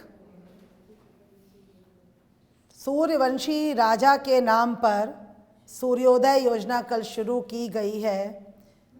मिडिल क्लास और गरीबों को सस्ती बिजली मुहैया कराने के लिए, ताकि उनके बिजली के बिलों में कटौती हो सके। शुरुआती कल नरेंद्र मोदी जी ने शाम ही को इसे अनाउंस किया। मैंने तो पहले ही सुन लिया था, बाद में आज पेपर वगैरह में आया तो कल ही पता चल गया था। तो सूर्योदय योजना है, 1 करोड़ घरों को इनिशियली वो सोलर जो पैनल है वो लगाएंगे, ताकि बिजली के बिलों में कटौती की जा सके और हर घर तक बिजली पहुंचे। तो सूर्योदय योजना है, तो कल की डेट में लॉन्च हुई है, ठीक है। बाकी देखिएगा, ठीक, पेपर में तो आज आएगी। ठीक, आगे बढ़ते हैं अब हम लोग। तो देखिएगा, यहाँ पर आपकी ये जितनी भी चीज़ें थी वो यहाँ पर कंप्लीट होती है। किससे रिलेटेड कंप्लीट होती है? आपकी, हाँ, प्लानिंग। और कहने के लिए हमने प्लानिंग पढ़ा है, कहने के लिए, पर आपने देख लिया कहाँ से शुरू करके हमने इंक्लूसिव ग्रोथ, डेवलपमेंट, है ना, सारी चीज़ें उसके ऊपर बात की, इंडाइसेस, फिर प्लानिंग को हम उससे रिलेटेड इश्यूज क्या क्या है, अनएम्प्लॉयमेंट का जो स्पेसिफिकली आपके टॉपिक में दिया गया है, तो सारी चीज़ें मैंने कवर कराई है जो मुझे अपने लेवल से करानी थी वो भी, और अकॉर्डिंग टू सिलेबस भी, ठीक है। जो सिलेबस आपसे डिमांड कर रहा था कि क्या इश्यूज़ है, वो सारी भी चीज़ें आपको हिंदी और इंग्लिश मीडियम के दोनों बच्चों को सेपरेटली कराई गई है। डिस्कशन भी हमने अच्छा खासा किया है, आपने भी उसमें बहुत अच्छा अपना कॉन्ट्रीब्यूशन दिया है, ठीक है। अब देखिए, आज हम लोग को एक नया टॉपिक स्टार्ट करना है, ठीक है, दैट इज़ नेशनल इनकम, ठीक है। नेशनल इनकम टॉपिक करेंगे और फिर देन उसके बाद हम लोग इन्फ्लेशन की ओर मूव करेंगे, ठीक है। और फिर इन्फ्लेशन पढ़ने के बाद हम इंडस्ट्रियलाइजेशन पढ़ेंगे, ठीक है। तो इस तरीके से हमारा जो सीरियल है वो चलेगा। अच्छा, नेशनल इनकम के नोट्स मिल गए आपको? You got? कोई बात नहीं है, मैंने सर को, अच्छा नहीं ठीक है, मैंने सर को आई थिंक शायद सैटरडे ही तो दिया है, सैटरडे या संडे में, नहीं सैटरडे दिया, पता नहीं ऐसे कुछ।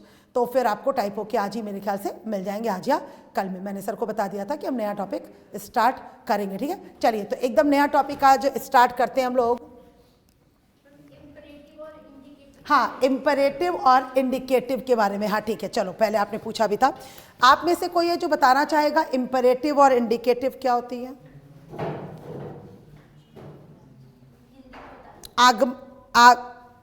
आगमनात्मक और निगमनात्मक ठीक है, हिंदी बड़े टफ वर्ड्स हो जाते हैं कुछ कुछ, ठीक है। तो आगमनात्मक और निगमनात्मक ऐसे ऐसे कहते हैं, इंडिकेटिव और इम्परेटिव प्लानिंग, ठीक है। तो कोई बताओ जरा, अगर किसी को कोई आइडिया है, पेपर भी दिया है उस दिन आपने, तो कोई बताइए, अगर कोई बताना चाहे तो बताइए। पीछे से तुम लोगों ने पेपर दिया था बेटा? दिया था आप लोगों ने, ठीक है।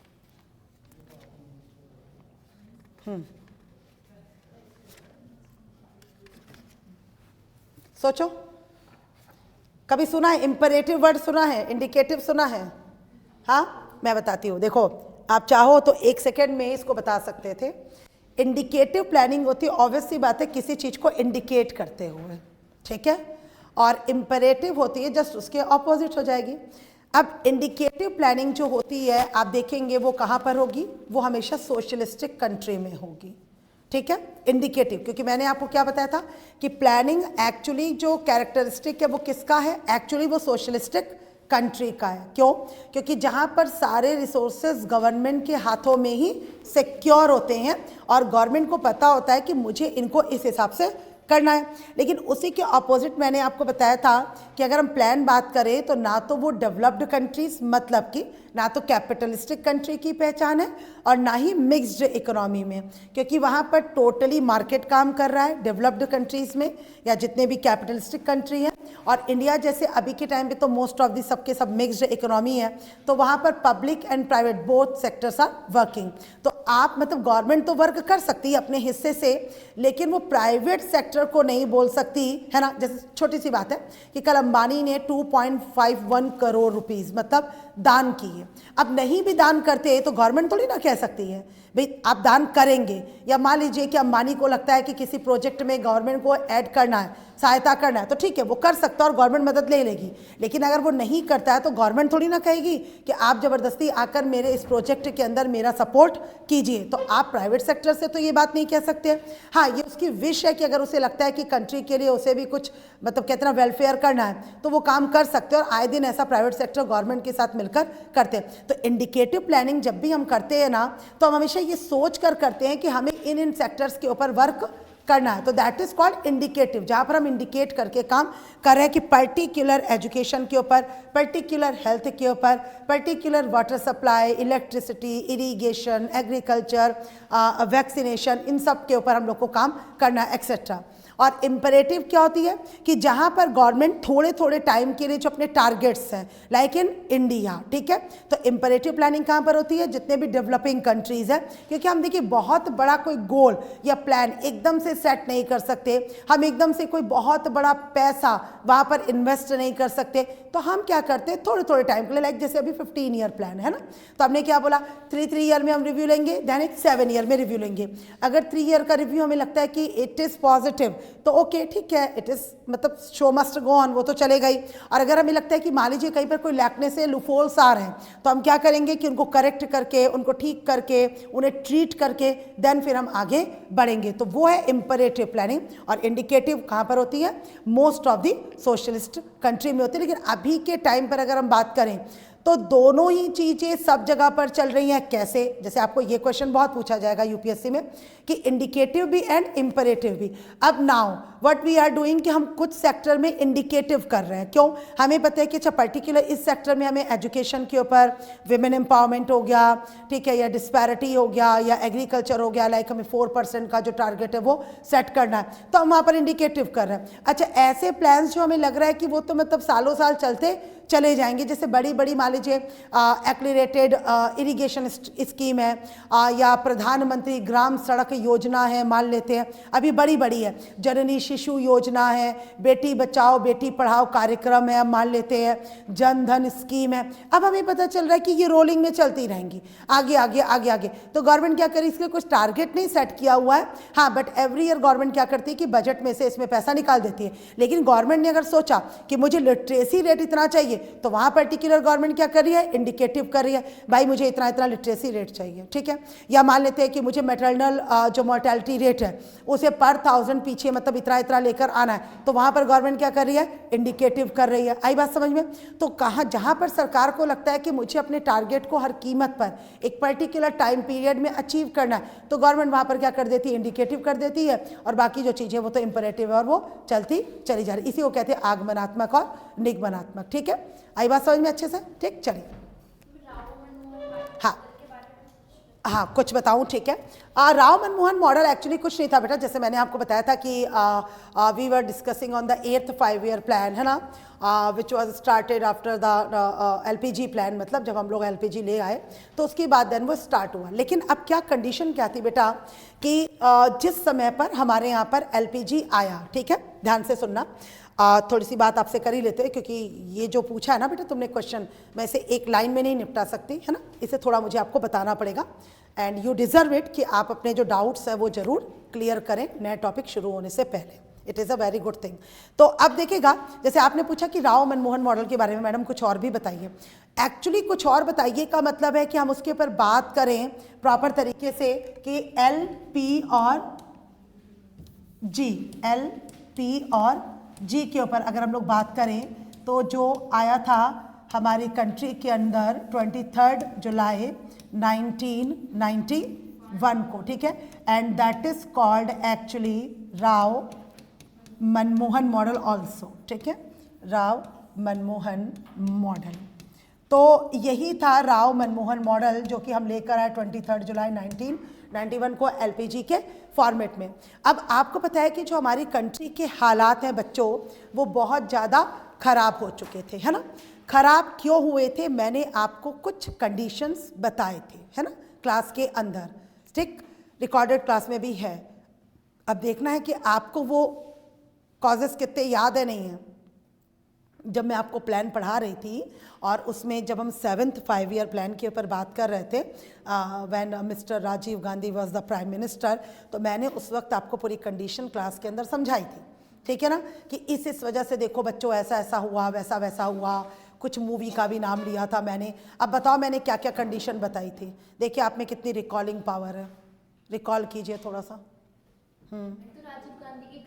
राजीव गांधी की डेथ हुई थी फर्स्ट ऑफ ऑल। ठीक है ठीक है, और बेटा और क्या बताया था, पॉपुलेशन थी, ओके, किसने बोला ये, किसने बोला, तुम्ही ने बोला, किसने बोला, पीछे से बोला किसी ने, हाँ पॉपुलेशन थी, सही बात है, मतलब एक्सप्लोजन हो चुका था एक्चुअली, जिसे हम जनसंख्या विस्फोट कहते हैं ना, तो पॉपुलेशन एक्सप्लोजन की कंडीशन हो चुकी थी। और क्या था बच्चों नेक्स्ट, और कोलेशन गवर्नमेंट किसी ने बोला, वेरी गुड, वो भी ठीक है, लेकिन वो बाद में आई, मतलब हाँ, तो कोलेशन गवर्नमेंट थी, हाँ ठीक है, एक तरीके से कह सकते हो कोलेशन, याद तो है कम से कम जो मैंने बताया था, ठीक है। फर्स्ट फूड सिक्योरिटी का इशू था, correct correct correct, food security का इशू था, जस्ट बिकॉज ऑफ इन्फ्लेशन बहुत था, है ना, महंगाई, प्राइस राइज बहुत ज़्यादा था। इन्फ्लेशन क्यों था, प्राइस राइज क्यों था, कोई बताएगा, जस्ट बिकॉज आप, हाँ हाँ बोलो बोलो, हाँ शॉर्टेज थी, ठीक है, और भी एक रीज़न था मैंने आप लोग को बताया था, और वो था गल्फ कंट्रीज़ का वॉर। आप भूल गए, आपको ना बच्चों इंसिडेंट्स भूलने नहीं हैं, तुम लोग बहुत परेशानी में आ जाओगे एग्जामिनेशन हॉल में, चीज़ों को कनेक्ट करना है। और इसके पीछे जो सबसे बड़ा रीज़न था जो हमारी कंट्री में आया, एक्चुअली वो वही था क्योंकि गल्फ कंट्रीज़ का वॉर था। और मैंने, याद कीजिए, आपको बताया था जब मैंने एयरलिफ्ट मूवी का एग्जाम्पल भी दिया था, ठीक है ना, ठीक, इसीलिए टीचर्स इतने एग्जाम्पल यहाँ वहाँ की स्टोरी सुनाकर आपसे बात करते हैं। पागल नहीं है हम लोग, है ना, हम लोग बेवकूफ़ नहीं हैं, हम लोग डेलिबरेटली आपसे बात करते हैं ताकि स्टूडेंट्स को ना चीज़ें कुछ इस तरीके से रिकॉल हो जाएं, समझ में आ रही है बात? जब मैं विमेन डिस्पैरिटी बता रही थी, ड्यूअल रिस्पॉन्सिबिलिटी बता रही थी, मैंने खुद को सामने रखकर बात की। क्यों? कि जब मेरा स्टूडेंट कभी 2 साल बाद 3 साल बाद सोचेगा तो उसे तुरंत मैडम याद आएगी। हाँ, मैडम वाज सेइंग कि वो ड्यूअल रिस्पॉन्सिबिलिटी निभाती थी, यस यस यस, तो मुझे यहाँ पर वही जवाब देना है। तो ये हम लोग डिलिबरेटली आप लोगों से बातें करते हैं, ठीक? तो वही चीज़ है, मैंने बताया था कि मूवी भी आई थी एयरलिफ्टर्स में, बताया था कि किस तरीके से वही सद्दाम हुसैन का मामला था और उसके कारण से जो हमारे यहाँ पर पेट्रोल डीजल मतलब क्रूड ऑयल है वो आना बंद हो गया था, और बल्कि किसी भी कंट्री में प्रॉब्लम हुई थी। और इस वजह से जो इंडिया के पास अपना FER था, मैंने आपको बताया था, जिसे नॉमिनल हम उसका खजाना भी कहते हैं, तो लेकिन इसका ओरिजिनल टर्म क्या है? FER, फॉरेन एक्सचेंज रिजर्व, विदेशी मुद्रा भंडार, जो था हमारा खजाना था, वो सिर्फ 14 डेज के लिए बचा रह गया था। सिर्फ 14 दिनों के लिए हमारे पास बचा था, मतलब 14 दिनों के लिए हम अपने जो इम्पोर्ट नीड्स हैं वो पूरी कर सकते थे। तो उस कंडीशन में हम लोग, बिल्कुल ठीक बोला इस बच्ची ने, हम इस कंडीशन में नहीं थे कि हम कोई नेक्स्ट 5 ईयर प्लान को जनरेट करते।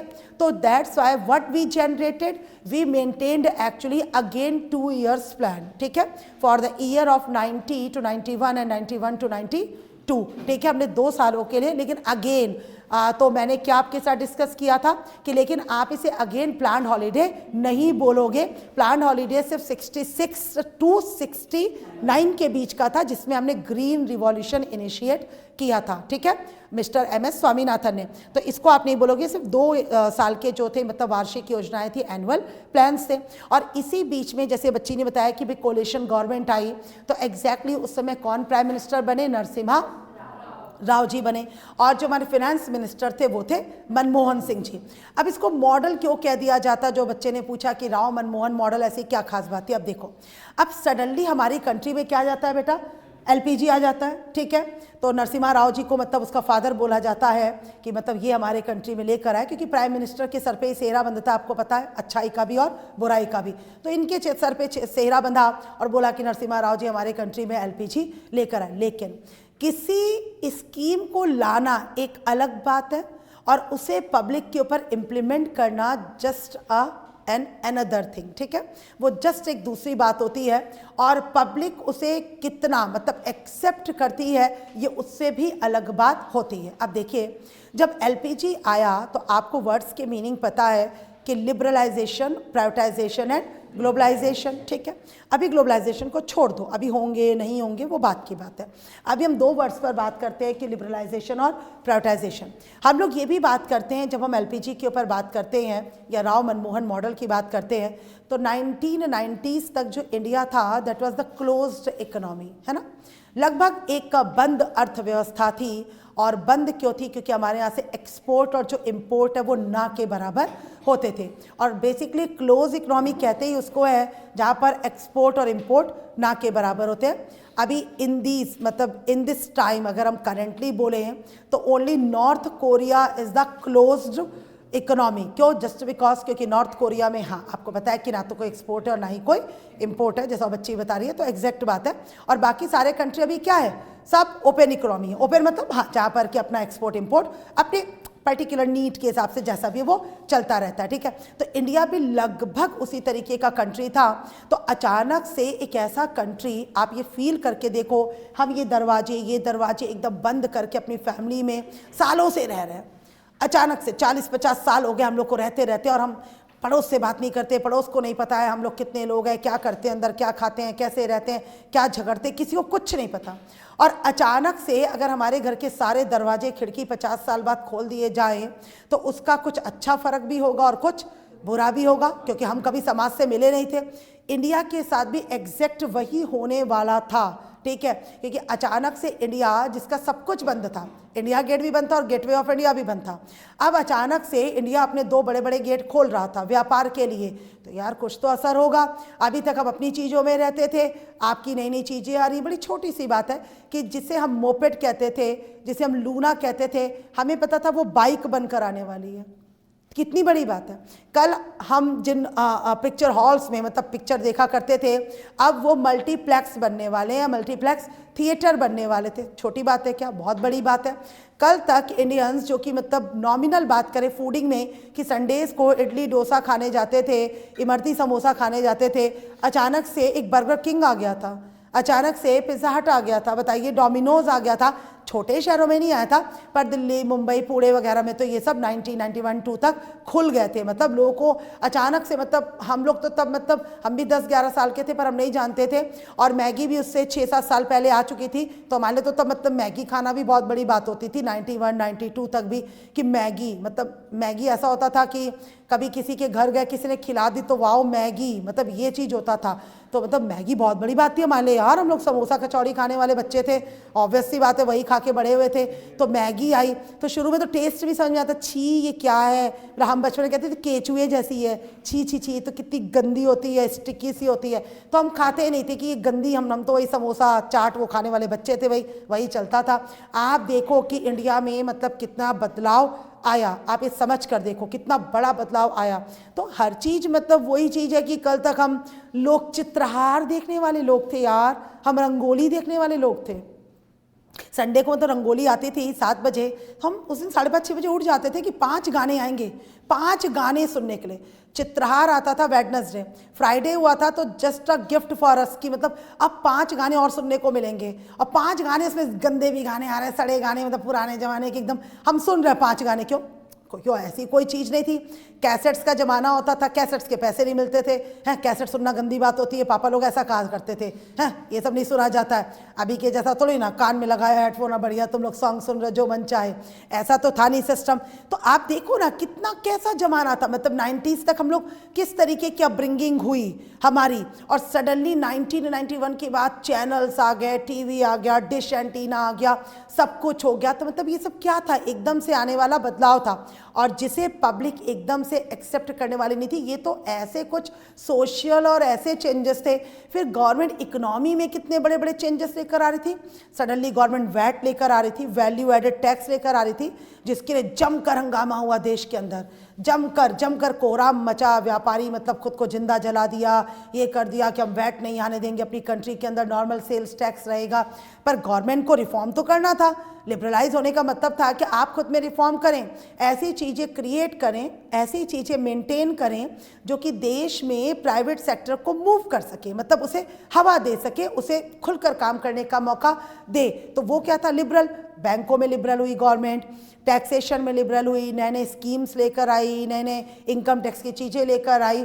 तो उसकी वजह से क्या था कि बहुत ज़रूरी था कि इन सारी कंडीशंस के बीच में हमें देश को रन भी करना है। और वो कंट्री जो 90s तक बिल्कुल एकदम मतलब एक तरीके से डिप्रेशन के कगार में जाने वाली थी, हमें उससे निकाल कर मतलब उसे कम आउट भी कराना है। तो ये देखिए कोई छोटी मोटी बात तो थी नहीं। तो दैट्स वाई हम मनमोहन सिंह जी का नाम लेते हैं कि उस वक्त वो फाइनेंस मिनिस्टर थे, और उन्होंने इतने बढ़िया तरीके से इन्फ्लेशन को कंट्रोल करते हुए, लोग की डिमांड्स को समझते हुए, लोग के मूड को समझते हुए, इतना ग्रेजुअल फॉर्म में लोग के ऊपर मतलब प्रोसेस मेंटेन किया कि एक्चुअली मतलब देखा जाए तो अगर इस तरीके का जब LPG मतलब अगर या ओपननेस की बात हम लोग करें, अभी से जस्ट 2 साल पहले अगर हम लोग बात करें कि सोवियत यूनियन के ऊपर था, तो आपने देखा उसके तो टुकड़े टुकड़े हो गए जब जर्मनी की बर्लिन की दीवार गिरी और जो कैपिटलिज्म और सोशलिज्म का मिक्सिंग हुआ, मतलब उनका मिलन समारोह हुआ।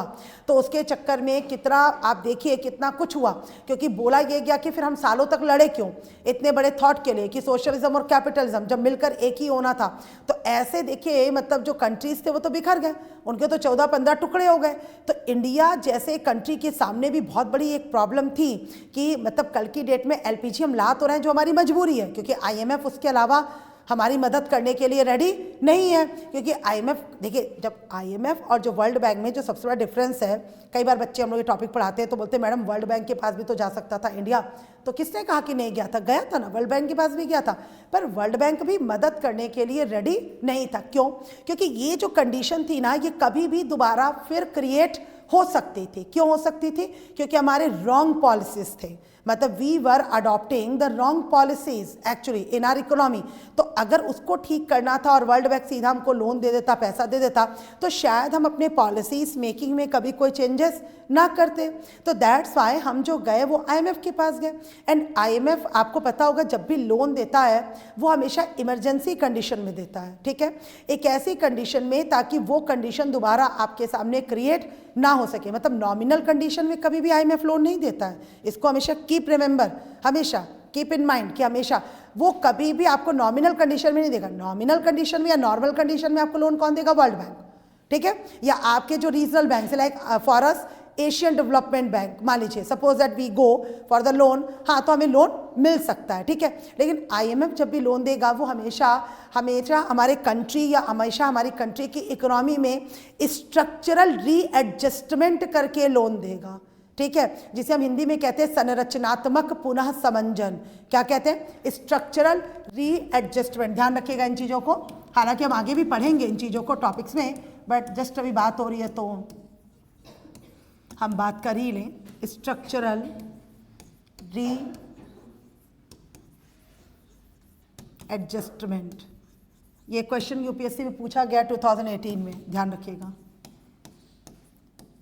इसे हम हिंदी में कहते हैं संरचनात्मक पुनः समंजन। तो ऑलवेज इसको ध्यान रखेगा कि आईएमएफ जब भी लोन देगा बच्चों वो स्ट्रक्चरल रीएडजस्टमेंट करके लोन देगा। And same happened with the India, the same thing है ना, हैपेंड विद द इंडिया। और इंडिया के साथ भी यही हुआ। और जो आईएमएफ ने हमें लोन दिया, जो वो रेडी हुआ, तो उसने इंडिया को बोला कि आपको अपने यहाँ पर स्ट्रक्चरल रीएडजस्टमेंट करना पड़ेगा, मतलब अपनी इकोनॉमी का फिर से एडजस्ट, अपनी इकोनॉमी को, उसके पॉलिसीज को फिर से एडजस्ट करना पड़ेगा। और उस एडजस्टमेंट का जो कॉन्सिक्वेंस था ना बच्चों, that was called the LPG, ठीक है। और दैट्स व्हाई वी से कि जो हमारे यहाँ पर जो एलपीजी है वो ऑब्लिगेटरी फॉर्म में आया, वॉलेंटरी फॉर्म में नहीं आया। एक्चुअली ये स्वैच्छिक नहीं था, ये हम पर ज़बरदस्ती थोपी गई प्रक्रिया थी, थोपा गया प्रोसेस था और हमारे पास और कोई रास्ता नहीं था और इसीलिए हम एलपीजी लेकर आए। लेकिन actually these were the letters, मतलब like first L then P then G, ठीक है, मतलब हम लाते एल लाते, फिर 2 4 5 6 साल बाद फिर प्राइवेटाइज करते। और जब हम देखिए एल मतलब लिबरलाइज होते और प्राइवेटाइज होते तो ऑब्वियसली हम तो ग्लोबलाइज होते ही होते, पर हमारी कंट्री में क्या हुआ, ये तीनों प्रोसेस एक साथ थोप दिए गए और उसमें पूरी पॉसिबिलिटी थी कि इंडिया बर्बाद हो सकता था या सोवियत यूनियन की तरह उसके भी टुकड़े टुकड़े हो सकते थे। लेकिन अच्छी बात है कि प्रधानमंत्री नरसिम्हा राव जी और जो मनमोहन सिंह जी थे, उन्होंने इन कंडीशन को इतनी अच्छी तरीके से संभाला कि इंडिया फाइनली आगे बढ़ा। और आगे नहीं बढ़ा, बहुत तरक्की के रास्ते पे बढ़ा, कोई टुकड़े नहीं हुए, लोगों तक चीज़ें गई बहुत ग्रेजुअली। कुछ चीज़ें देखिए अप्स एंड डाउन्स तो होते ही हैं, डिस्टर्बेंस होता है, वो हुआ, बट उसको बहुत ही वेल मैनेज्ड वे में संभाला गया।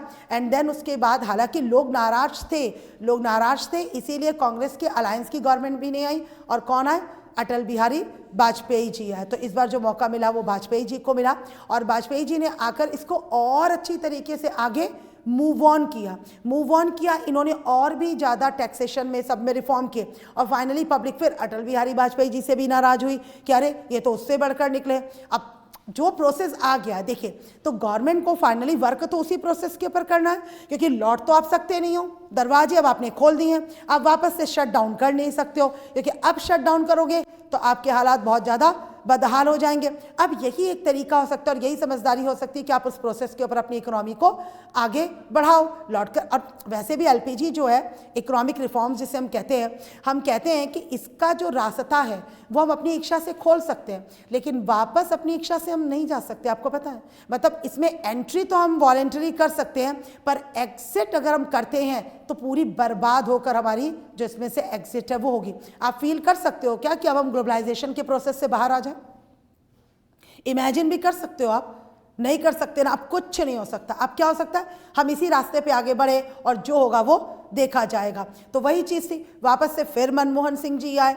फर्स्ट टेन्योर में तभी उन्होंने थोड़ा सा थाम कर काम किया, सेकेंड टेन्योर में भी कम से कम गवर्नमेंट टिके, लेकिन फिर पब्लिक को लगा कि लेकिन अब देश ग्रो ही नहीं कर रहा। वो ग्रो कैसे करेगा, क्योंकि आप फिर से रॉन्ग पॉलिसीज अडॉप्ट कर रहे हो। आपको काम किसके ऊपर करना पड़ेगा, फिर से एलपीजी के ऊपर। और फिर उन्होंने वही धीमा काम किया और फाइनली फिर मोदी जी केम। और जब मोदी जी आए तो इन्होंने धुआंधार एकदम शुरुआत की और धुआंधार तरीके से ये फिर डेवलपमेंट के उस पर आगे बढ़े।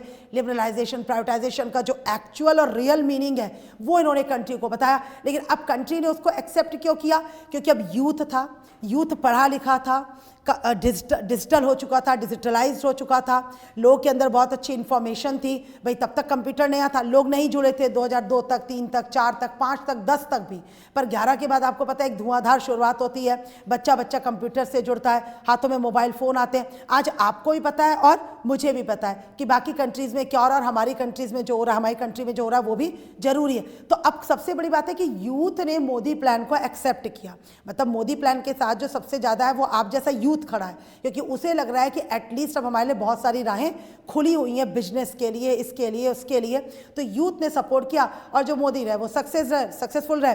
सेकेंड टेन्योर में फिर उन्होंने काम किया और अगर थर्ड टेन्योर में आते हैं तो और भी अच्छा उसमें काम होगा। डेवलपमेंट को लेकर, LPG को लेकर, यूथ के लिए रास्ते खुलेंगे, करियर के लिए रास्ते खुलेंगे, तो सारे लोग खुश हैं। और बाकी जो हमारे पीछे के वर्ग हैं या गरीब है, बुजुर्ग है, उनके लिए वो अलग तरीके की अपनी स्कीम रन बाय कर रहे हैं, तो कहीं किसी को कोई प्रॉब्लम नहीं, क्योंकि अब बेसिकली लोग समझदार हो गए। तो इसीलिए हम उसको जो क्रेडिट देते हैं वो राव मनमोहन मॉडल इतना बड़ा बोलते हैं कि उस टाइम पे जब मतलब देश बिखर गए या इंडिया बिखर जाता तो कम से कम मनमोहन सिंह जी ने उस चीज़ को बहुत अच्छी तरीके से संभाला, और यही क्रेडिट जाता है मनमोहन सिंह जी को। ठीक है, तो इसलिए बोला जाता है कि मतलब बहुत बढ़िया व्यक्ति थे और जब प्राइम मिनिस्टर भी बनकर आया तो काम उन्होंने बहुत अच्छा किया था। ठीक है, लेकिन वो वही बात है कि कांग्रेस में वो बस एक रिप्रेजेंटेटिव की तरह प्राइम मिनिस्टर थे। मतलब अगर मान लेते हैं कि अगर मोदी जी की तरह अगर अपनी पूरी पर्सनैलिटी दिखाने का मौका मिलता तो he was the I think so मतलब फाइनेस्ट प्राइम मिनिस्टर। एक्चुअली अगर देखा जाए उनकी बाय एजुकेशन और बाय स्किल देखा जाए तो बहुत अच्छे प्राइम मिनिस्टर थे। अब नहीं बोलते हैं लोग, मजाक उड़ाते हैं, कम बोलना ज़्यादा बोलना वो कोई बड़ी चीज़ नहीं है, पर काम वो बहुत अच्छा करते। लेकिन वो क्या है, कांग्रेस के रिप्रेजेंटेटिव बनकर ही रह गए, तो उस वजह से वो अपनी पूरी प्रतिभा, स्किल पब्लिक को दिखा नहीं पाए। बाकी काम उन्होंने अच्छा किया। और 2008 में भी जो मैंने बताया था सब प्राइम क्राइसिस आया था, वो भी हमें टच भी नहीं कर पाया था, जो अमेरिका से शुरू हुआ था। तो उस समय भी वापस कौन थे, मनमोहन सिंह जी थे। तो उनके अंदर फिर वही हुनर था और उन्होंने फिर पब्लिक को उससे बाहर निकाला। ठीक है बेटा, क्लियर है एकदम?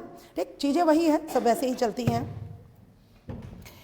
ठीक है, चलिए तो आगे बढ़ते हैं और शुरू करते हैं हम लोग नेशनल इनकम का टॉपिक। और कोई क्वेश्चन तो नहीं बेटा? देख लो, सोच लो, समझ लो। इसका बच्ची का डाउट था, मैंने बता दिया। और किसी का कोई डाउट वगैरह देखो बेटा, एक बार पेजेस पलट सकते हो तुम लोग, 2 मिनट, कोई जल्दबाजी नहीं है। पलट लो बेटा, पेजेस वगैरह अपने पलट लो जो नोट्स बनवाए मैंने। कहीं कोई भी प्रॉब्लम है, आपको दिक्कत है, आप पूछ सकते हैं मुझसे, कोई जल्दबाजी नहीं है।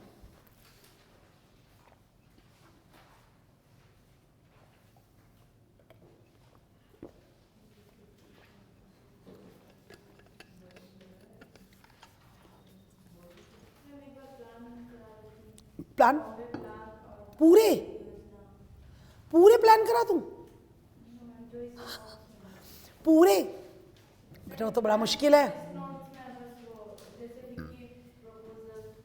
अच्छा अच्छा, वो तो बेटा जैसे ऐसा है ना, चलो आप मुझे नोट्स दे दो अपने, हिंदी वाले दे दो। हम मुझे वही लगा 12 प्लान पढ़ाने में तो 2 दिन निकल जाएंगे। ठीक है ठीक है ठीक है ठीक है, देखो उसका देखिए फुल फॉर्म वगैरह लिखा हुआ है ना, बगल में ही। देखते जाते हम लोग। जैसे कि ये जो प्लान है, यहाँ से मैं शुरू करती हूँ, पेज पलट कर, है ना, आप बगल में कहीं देख लेना बेटा। तो उसमें उन्होंने देखिए हेडिंग क्या है, history of economic planning in India, है ना। तो भारत में आर्थिक नियोजन का इतिहास जो बच्ची ने पूछा, ठीक है। अब वो बता रहे हैं कि किस किस तरीके, तुम्हारी राइटिंग तो बहुत अच्छी बेटा, ये तुम्हारी राइटिंग है ना, तुमने लिखा है। हाँ, अरे जबरदस्त राइटिंग है तुम्हारी, तो बहुत अच्छी राइटिंग है। मतलब राइटिंग का 1 नंबर तुमको एक्स्ट्रा मिलेगा हर क्वेश्चन में यूपीएससी में। नहीं, मजाक नहीं कर रही हूँ, सीरियसली। अगर राइटिंग आपकी बहुत अच्छी है और लेख एकदम साफ है आपका, राइटिंग एकदम क्लियर है, तो आपको आधा 1 नंबर वो खुश होकर देंगे, ठीक है। तो ये ध्यान में रखकर चलिएगा। चलिए, तो अब इसमें हमने बोला कि जैसे मैंने भी आपको बताया था कि जब प्लानिंग की शुरुआत हुई थी हमारे यहाँ पर, तो थोड़ा सा याद करना, मैंने विश्वेश्वरैया जी का नाम लिया था, ठीक है। और मैंने बोला था, उन्होंने अपनी बुक लिखी थी the planned economy for India, ठीक है।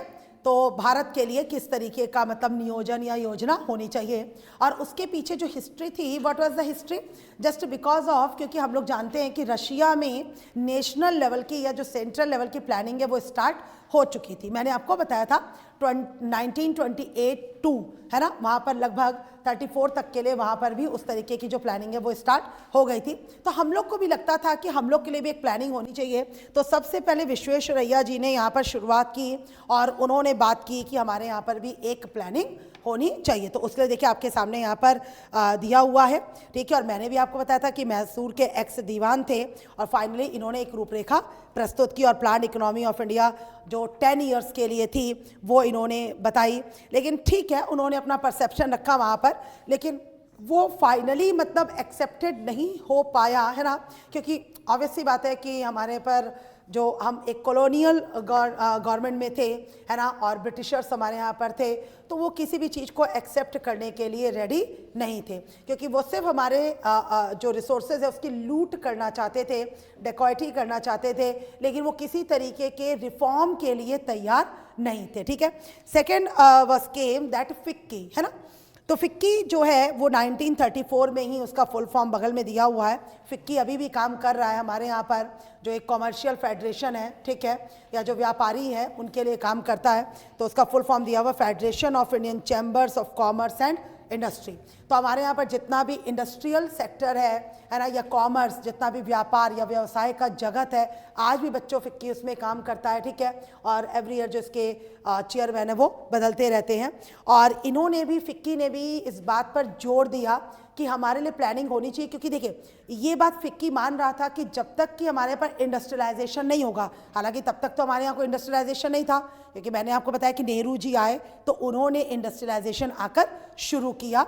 1948 में उन्होंने अपना फर्स्ट प्लान बनाया, है ना, और 1956 में उन्होंने सेकेंड 5 ईयर प्लान के साथ ही जो अपना सेकेंड इंडस्ट्रियल प्लान था ना, मैंने आपको पढ़ाया भी था, समझाया था, तो वो सब उन्होंने जनरेट किया और हैवी और लार्ज इंडस्ट्रीज को सेटअप किया। लेकिन उस वक्त जो ये था, ये एक्चुअली इंडस्ट्रियलिस्ट का एक ऑर्गेनाइजेशन था, फिक्की जो था। अभी तो जैसे ये सरकार के अंडर में काम कर रहा है, पर उस समय मतलब ये प्राइवेट वर्क कर रहा था, और जितने हमारे बड़े बड़े उद्योगपति थे हमारे देश के, वो सारे के सारे मतलब इसमें जुड़े हुए थे। और इस वजह से देखिए हमारे यहाँ पर कभी भी याद रखिएगा, अगर इंडस्ट्रियलिस्ट, वैसे भी कोई बहुत अमीर आदमी अगर कोई प्लान बताता है तो वो कभी भी एक्सेप्टेबल नहीं होता है। और क्यों नहीं होता है? क्योंकि जो मिडिल क्लास है हमारे आपके जैसे, या हमसे भी नीचे जो गरीब लोग हैं, उन्हें लगता है कि ये तो अमीरों की बनाई हुई योजना है जो अमीरों के लिए ही काम करेगी। ये बात बिल्कुल ठीक है, और हम लोग के माइंड में भी ये चीज़ सेट है। जैसे हम लोग को लगता है ना, अडानी अंबानी कभी लोगों का भला कर ही नहीं सकते, ये बात हम लोग के माइंड में सेट है। तो वही चीज़ है, तो इसीलिए वो तो खैर कहीं से भी मतलब जो है मतलब एक्सेप्ट होना नहीं था। हालांकि उन्होंने बताया कि इसके अध्यक्ष AN सरकार थे, और जिसके द्वारा प्रस्ताव दिया गया कि भारत जैसे पिछड़े देश में आर्थिक विकास के लिए एक व्यापक योजना बनाई जाए। तो ये सब अपना अपना एक मतलब प्रस्ताव दे रहे थे, अपने रिकमेंडेशंस दे रहे थे। मतलब इन टोटल भारत में जो प्लानिंग है बेटा, उसके लिए जो एक बेस है वो कहीं ना कहीं खड़ा हो रहा था, कहीं ना कहीं रेडी हो रहा था कि फाइनली हमें भी प्लानिंग की नीड है, जैसा कि अदर कंट्री में है। अब चाहे वो रीजनल प्लानिंग है और चाहे वो सेंट्रल प्लानिंग है ना, but we need the planning. अब चाहे हम भी रीजनल लेवल से चाहे शुरू करें और चाहे हम सेंट्रल लेवल से उसकी शुरुआत करें, तो ये वही हिस्ट्री है। थर्ड वो बता रहे हैं कि कांग्रेस योजना, ठीक है। अब इन दोनों की बात फिर आती है कांग्रेस योजना। हाँ, इसमें दम है, क्योंकि कांग्रेस खुद ही लेकर आ रही है, आगे आकर उसकी सरकार भी बनी। तो 1938 में बता रहे हैं कि सुभाष चंद्र बोस जी की पहल पर एक नेशनल प्लानिंग कमेटी NPC बनाया गया, ठीक है, राष्ट्रीय नियोजन समिति का गठन किया गया। और ऑब्वियसली बात है, mister JL Nehru was the chairperson of this committee. तो वो इसके क्या बने? अध्यक्ष बने जवाहरलाल नेहरू जी। और फाइनली उन्होंने भी वही बात की कि हमें अगर अपनी इकोनॉमी को आगे बढ़ाना है, तो वही जो हम बात शुरू में कर चुके हैं टॉपिक के अंदर, कि एक्चुअली प्लानिंग का मतलब ये होता है कि हम किसी काम को ना वेल मैनेज्ड वे में करें, क्रमबद्ध तरीके से करें, अच्छे तरीके से करें। तो उसके लिए हम लोग क्या करते हैं? हमेशा प्लानिंग करते हैं। तो यहाँ पर भी सेम बात JL नेहरू जी ने बोली कि हमें ना एक सही रूपरेखा बनानी पड़ेगी, ताकि हमारी जो इकोनॉमी है वो सही डायरेक्शन में और सही स्पीड के साथ काम कर सके। बट फिर वही मुद्दा है कि हम कॉलोनियल गवर्नमेंट में रह रहे हैं, हम एक औपनिवेशिक युग में हैं, हमारी बात सिर्फ बात है, हम अपना जो प्रस्ताव है वो सिर्फ रख सकते हैं, मानना ना मानना उस समय तक वो किसके ऊपर डिपेंड करता था, ब्रिटिश गवर्नमेंट के ऊपर डिपेंड करता था। तो सेम बात इन्होंने बोली, और इन्होंने ये भी बोला कि अगर जब कल को हमारा देश आज़ाद होता है और सरकार बनती है तो हम भी प्लानिंग के ऊपर काम करके देश की अर्थव्यवस्था को सही रास्ता दिखाएंगे। तो बहरहाल 38 तक भी इतना मतलब हम संघर्ष कर रहे थे, ऑब्वियस सी बात है, आज़ादी के लिए, पर ये नहीं पता था कि ये संघर्ष कहाँ जाकर अभी ख़त्म होने वाला है। तो ठीक है, बस एक प्रस्ताव था। देन फिर उसके बाद आई गांधीवादी योजना। यहाँ पर भी सेम कंडीशन है कि सब अपना अपना प्लान बता रहे थे, बेटा जो हम बोल रहे हैं ना इतिहास है। और गांधीवादी योजना में उन्होंने बताया श्रीमन नारायण, ठीक है, हाँ, तो श्रीमान नारायण अग्रवाल, वैसे इनका पूरा नाम था श्रीमान नारायण अग्रवाल, तो इन्हें नाम को बोला गया श्रीमन, शॉर्ट में कर दिया गया श्रीमन नारायण। तो श्रीमन नारायण और SN अग्रवाल जी जो थे, तो उन्होंने 1944 में एक गांधीयन प्लान बनाया, ठीक है, एक गांधीवादी योजना रखी, और उन्होंने बताया कि आर्थिक नियोजन अगर हम करना चाहते हैं और चाहते हैं कि कंट्री में प्लानिंग स्टार्ट हो, तो ऑब्वियसली वो गांधीवादी योजना, गांधी जी जो कहा करते थे वही लघु और कुटीर उद्योग, सोशलिज्म, समाजवाद को केंद्र में रखकर, सेंटर में रखकर जो वो हमेशा बात करते थे, महिलाओं के विकास को लेकर, सब चीज़ों को लेकर बात करते थे। तो डेफिनेटली हमें भी करना चाहिए, लेकिन जो योजना हो तो उसमें वही चीज़ बताया गया जो मैंने आपको बताया कि डिसेंट्रलाइजेशन होना चाहिए, सेल्फ डिपेंडेंसी होनी चाहिए, कॉपरेशन होना चाहिए, इक्वालिटी होना चाहिए, सोशलिज्म होना चाहिए, उन्हीं सारी चीज़ों पर। और देखिए वही चीज़ उस पर लिखी है कि बुनियादी उद्योग, है ना, जिसे हम इंफ्रास्ट्रक्चरल, मतलब एक तरीके से जो हमारे कॉटेज इंडस्ट्रीज़ हैं, है ना, या स्मॉल स्केल इंडस्ट्रीज़ है, तो उनके ऊपर हमें काम करना चाहिए। तो एक तरीके से वही ट्रस्टीशिप जो गांधी जी हमेशा कहते थे कि ट्रस्टीशिप के ऊपर काम होना चाहिए, कि सबके कॉपरेशन के साथ काम होना चाहिए। तो उस तरीके से गांधीवादी योजना आई, पर इसका भी फाइनली अभी कुछ हो नहीं पाया।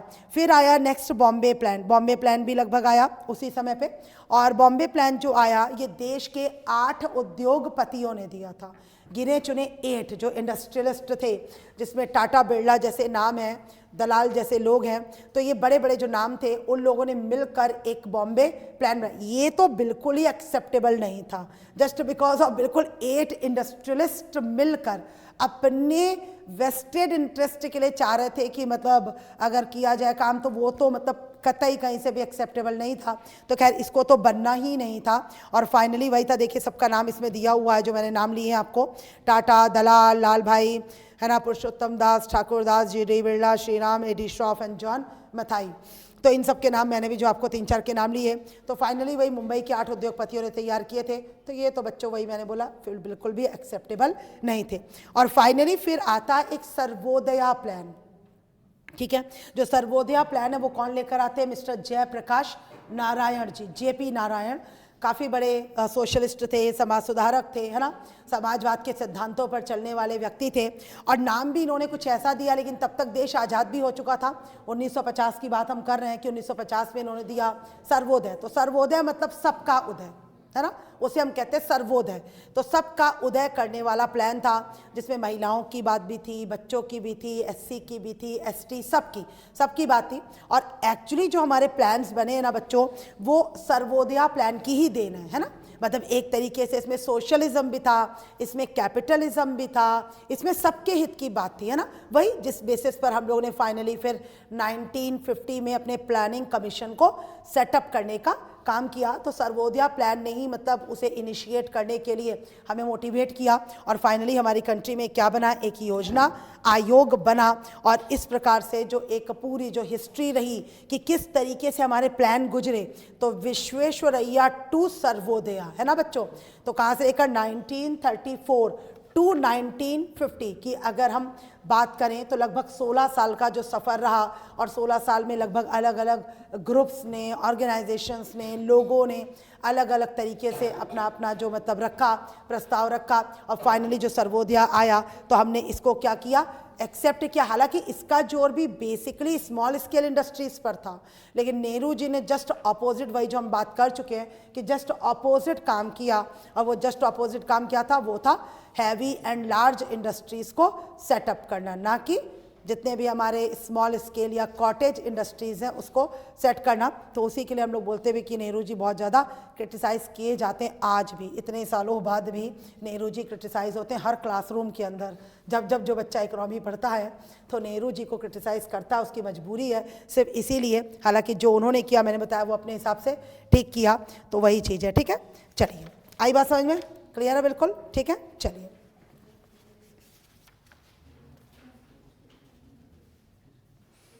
और कोई चीज़ बच्चों? लो बेटा लो। हाँ, ऐसी जैसे उस बच्चे ने पूछा तुम लोग भी पूछ सकते हो, कोई दिक्कत नहीं है, क्योंकि एक बार ये बात सही है, टॉपिक आगे बढ़ गया, पीछे आना बड़ा मुश्किल है ना, बहुत मुश्किल हो जाता है बेटा कि हाँ हाँ हाँ, physical quality of life index है ना, PQLI। कुछ नहीं, वो तो लर्निंग जैसी चीज़ है। एक्चुअली HDI उसी से निकल कर आता है, उसमें लिखा भी होगा PQLI, देखो ठीक से देखो, है ना। तो एक्चुअली हम फिजिकल जो क्वालिटी है लो की, जिसे हम भौतिक गुणवत्ता, जीवन का भौतिक गुणवत्ता सूचकांक कहते हैं ना, मैं समझा देती हूँ। तो सेम एज वही है बेटा, जैसे कि HDI भी हम लोग जब मानते हैं तो हम लोग किसके बेसिस पे मानते हैं बेटा? रिपीट करो एक बार, HDI हम किस बेसिस पर बात करते हैं बताइए? तीन डायमेंशंस होते हैं। ठीक है बेटा, कौन कौन से होते हैं बच्चों? लाइफ एक्सपेक्टेंसी, शाबाश, standard of living and education. ठीक बात है, ठीक। इसमें जो स्टैंडर्ड ऑफ लिविंग है ना, आप उसको पर्टिकुलर पिक कर लो, ठीक है, उठा लो मान लो, और उसको ले आओ PQLI में, physical quality of life index, जीवन का भौतिक गुणवत्ता सूचकांक। ठीक है, हम सिर्फ फिजिकल क्वालिटी की बात कर रहे हैं, ठीक है। और एक्चुअली देखिए, सही मायनों में जो अब के टाइम में डेवलपमेंट है ना, वो एक्चुअली फिजिकल क्वालिटी को लेकर ही माना जाता है। पक्की बात है। वो आपके देखिए आज के टाइम पे जो फिजिकल क्वालिटी है हमारी, वो किन चीज़ों को लेकर मानी जाती है बताइए भाई? जो मैंने पहले ही बताया था, हम कितने अच्छे रिसोर्सेस का यूज़ करते हैं। पहली चीज़, हम कितने अच्छे कपड़े पहनते हैं, हम कितना अच्छा खाना खाते हैं, कितनी महंगी और अच्छी गाड़ी में घूमते हैं, हमारे घर में जितनी चीज़ें हैं वो कितनी अच्छी है, AC कितना अच्छा है, बेड कितना अच्छा है, समझ रहे ना। तो आज के टाइम पे जो गवर्नमेंट, देखिए उसके अलावा कोई चारा भी तो नहीं है, उसके अलावा हमारे पास कोई चारा भी तो नहीं है। अब अगर हम मेंटल लेवल से बात करें, मान लेते हैं, तो एक पर्सन हो सकता है जिसका मेंटल लेवल बहुत हाई है, ज्ञान बहुत है उसके अंदर, नॉलेज बहुत है, एक्सपीरियंस बहुत है, लेकिन अगर उसके पास ये चीज़ें नहीं है तो सही मायनों में हम भी तो उसे एक्सेप्ट करने के लिए रेडी नहीं है कि वो अमीर है। मतलब अगर हम अमीर और गरीब की बात करें तो अमीर और गरीब तो पैसों के अलावा भी तो कोई किसी तरीके से हो सकता है। अगर जिसके पास उतनी बुद्धि नहीं है, उतना सेंस नहीं है, तो मुझे तो लगता है सबसे बड़ा गरीब वो व्यक्ति है, बजाय कि वो कितना अमीर है।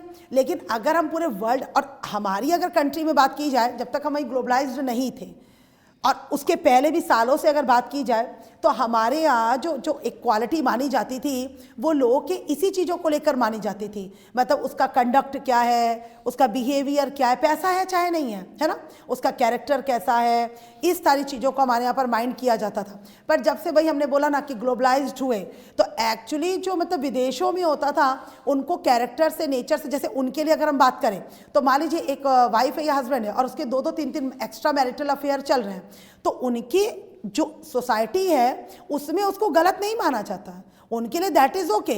शादी के अलावा भी उनके 2 फ्रेंड हो सकते हैं, वाइफ के भी और हस्बैंड की भी 2 गर्लफ्रेंड हो सकती है, तो क्या हो गया, ये उसकी लाइफ है।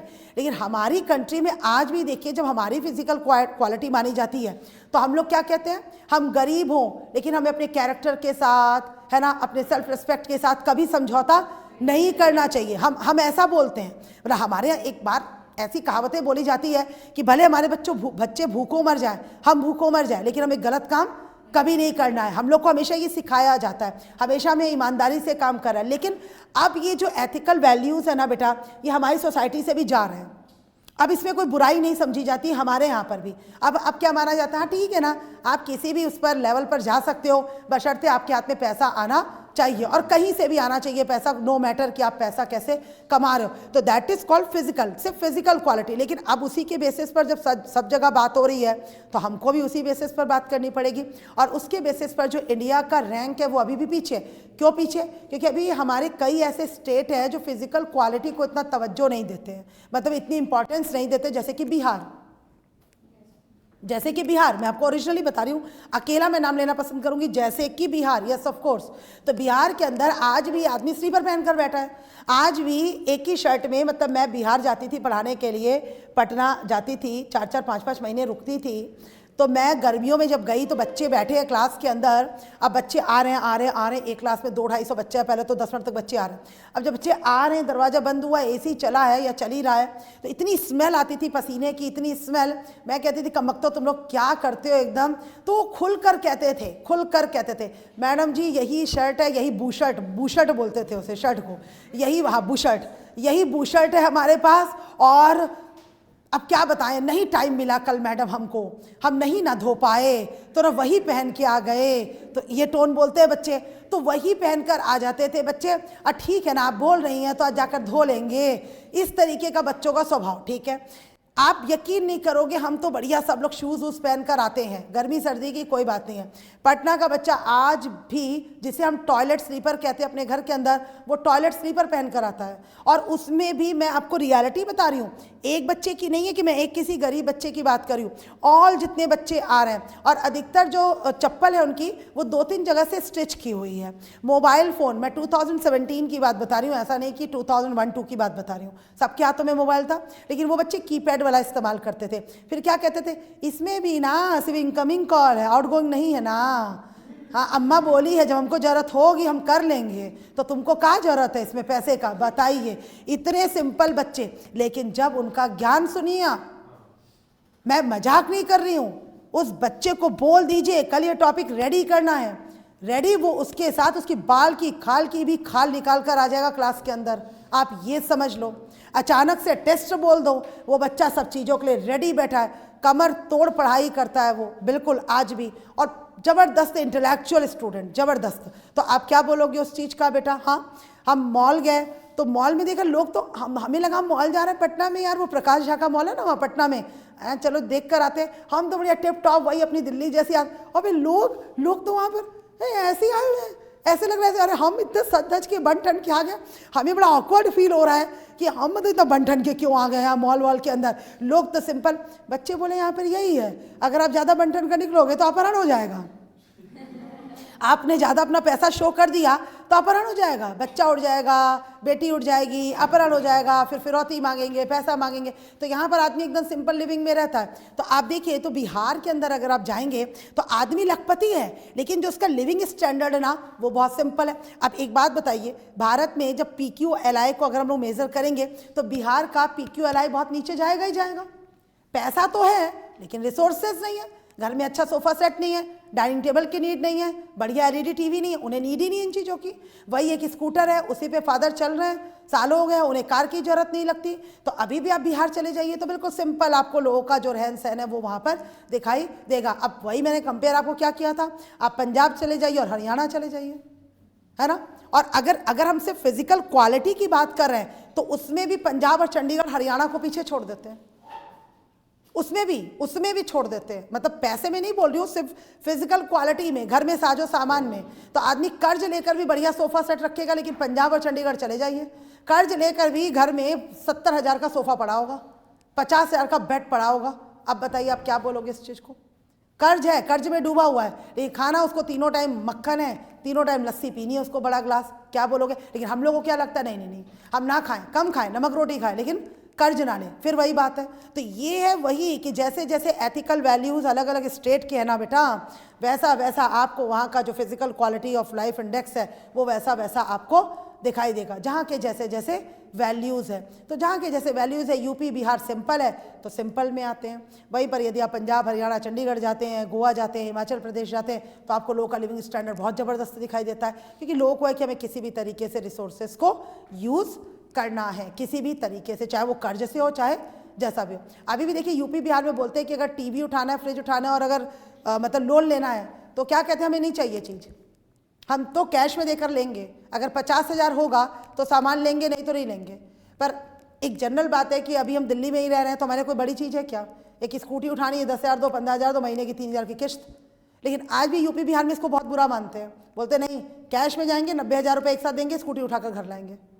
तो लोगों को कर्ज नहीं चाहिए, है ना। तो वही एथिकल वैल्यूज़ है कि किसके कैसे चले आ रहे, तो वो है PQLI जो लगभग HDI से ही मिलता जुलता है, बस उसके लिविंग स्टैंडर्ड को काउंट करता है। और इंडिया का तो वैसे PQLI भी कम ही रहता है, क्योंकि लोगों का इतना जो हम लोग का है वो लिविंग स्टैंडर्ड बहुत हाई नहीं है। हम लोग का जो लिविंग स्टैंडर्ड अभी भी बहुत सिंप्लिसिटी में आता है ना। हम लोग भी खुद भी, अगर हम लोग आप लोग भी एक दूसरे को देख ले तो मतलब बहुत सिंपल लिविंग स्टैंडर्ड हम लोग का रहता है। हम लोग बहुत ज़्यादा कपड़े नहीं खरीदते, बहुत जूते चप्पल नहीं खरीदते, एक मोबाइल है टूट भी गया तो भी चल रहा है, जब तक चल रहा है। हम लोग को लगता है इन चीज़ों की बेमतलब नीड नहीं है, क्योंकि अभी भी हम लोग को लगता है कि अपनी एजुकेशन के ऊपर, चीज़ों के ऊपर ज़्यादा खर्च करना। अपने पेरेंट्स को ही देख लीजिए, वो हमेशा आप लोगों से एक चीज़ कहते सुनते मिलते होंगे, अगर तुम लोग जैसा हम लोग खर्चीले होते ना तो ये मकान नहीं बनता, है ना, ये चीज़ें तुम लोग के लिए होती नहीं, तो बेटा जरा अपने खर्चों में लगाम लगाओ। नहीं, सही बात है ना।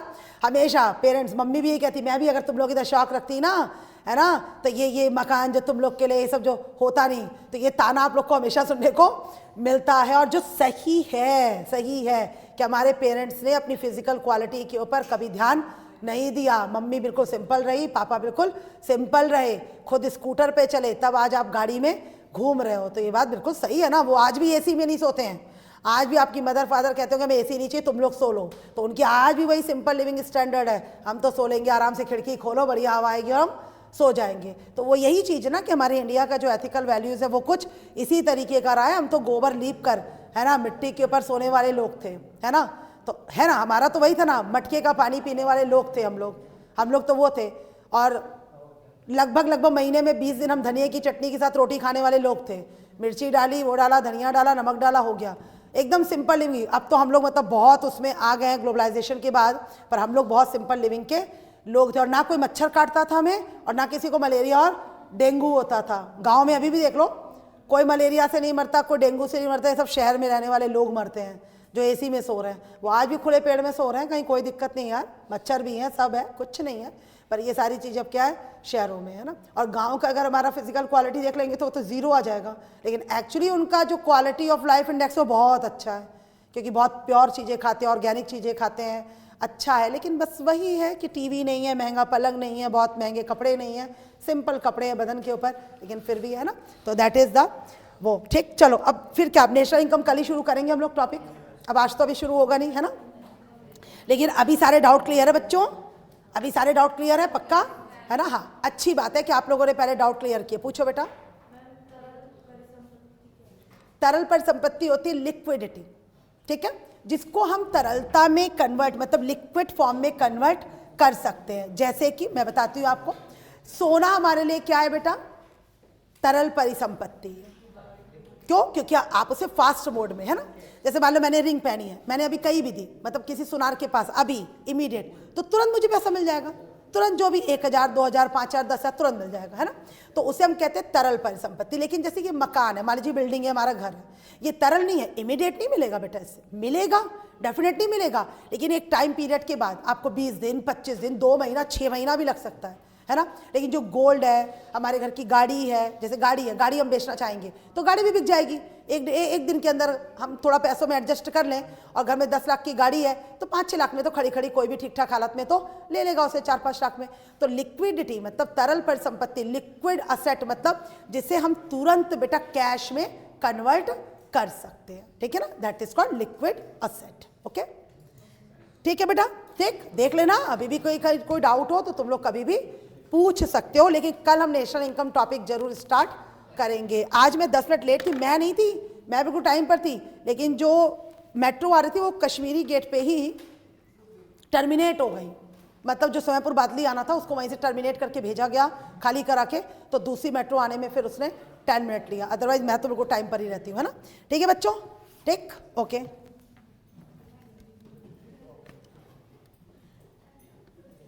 उस दिन सर आए होंगे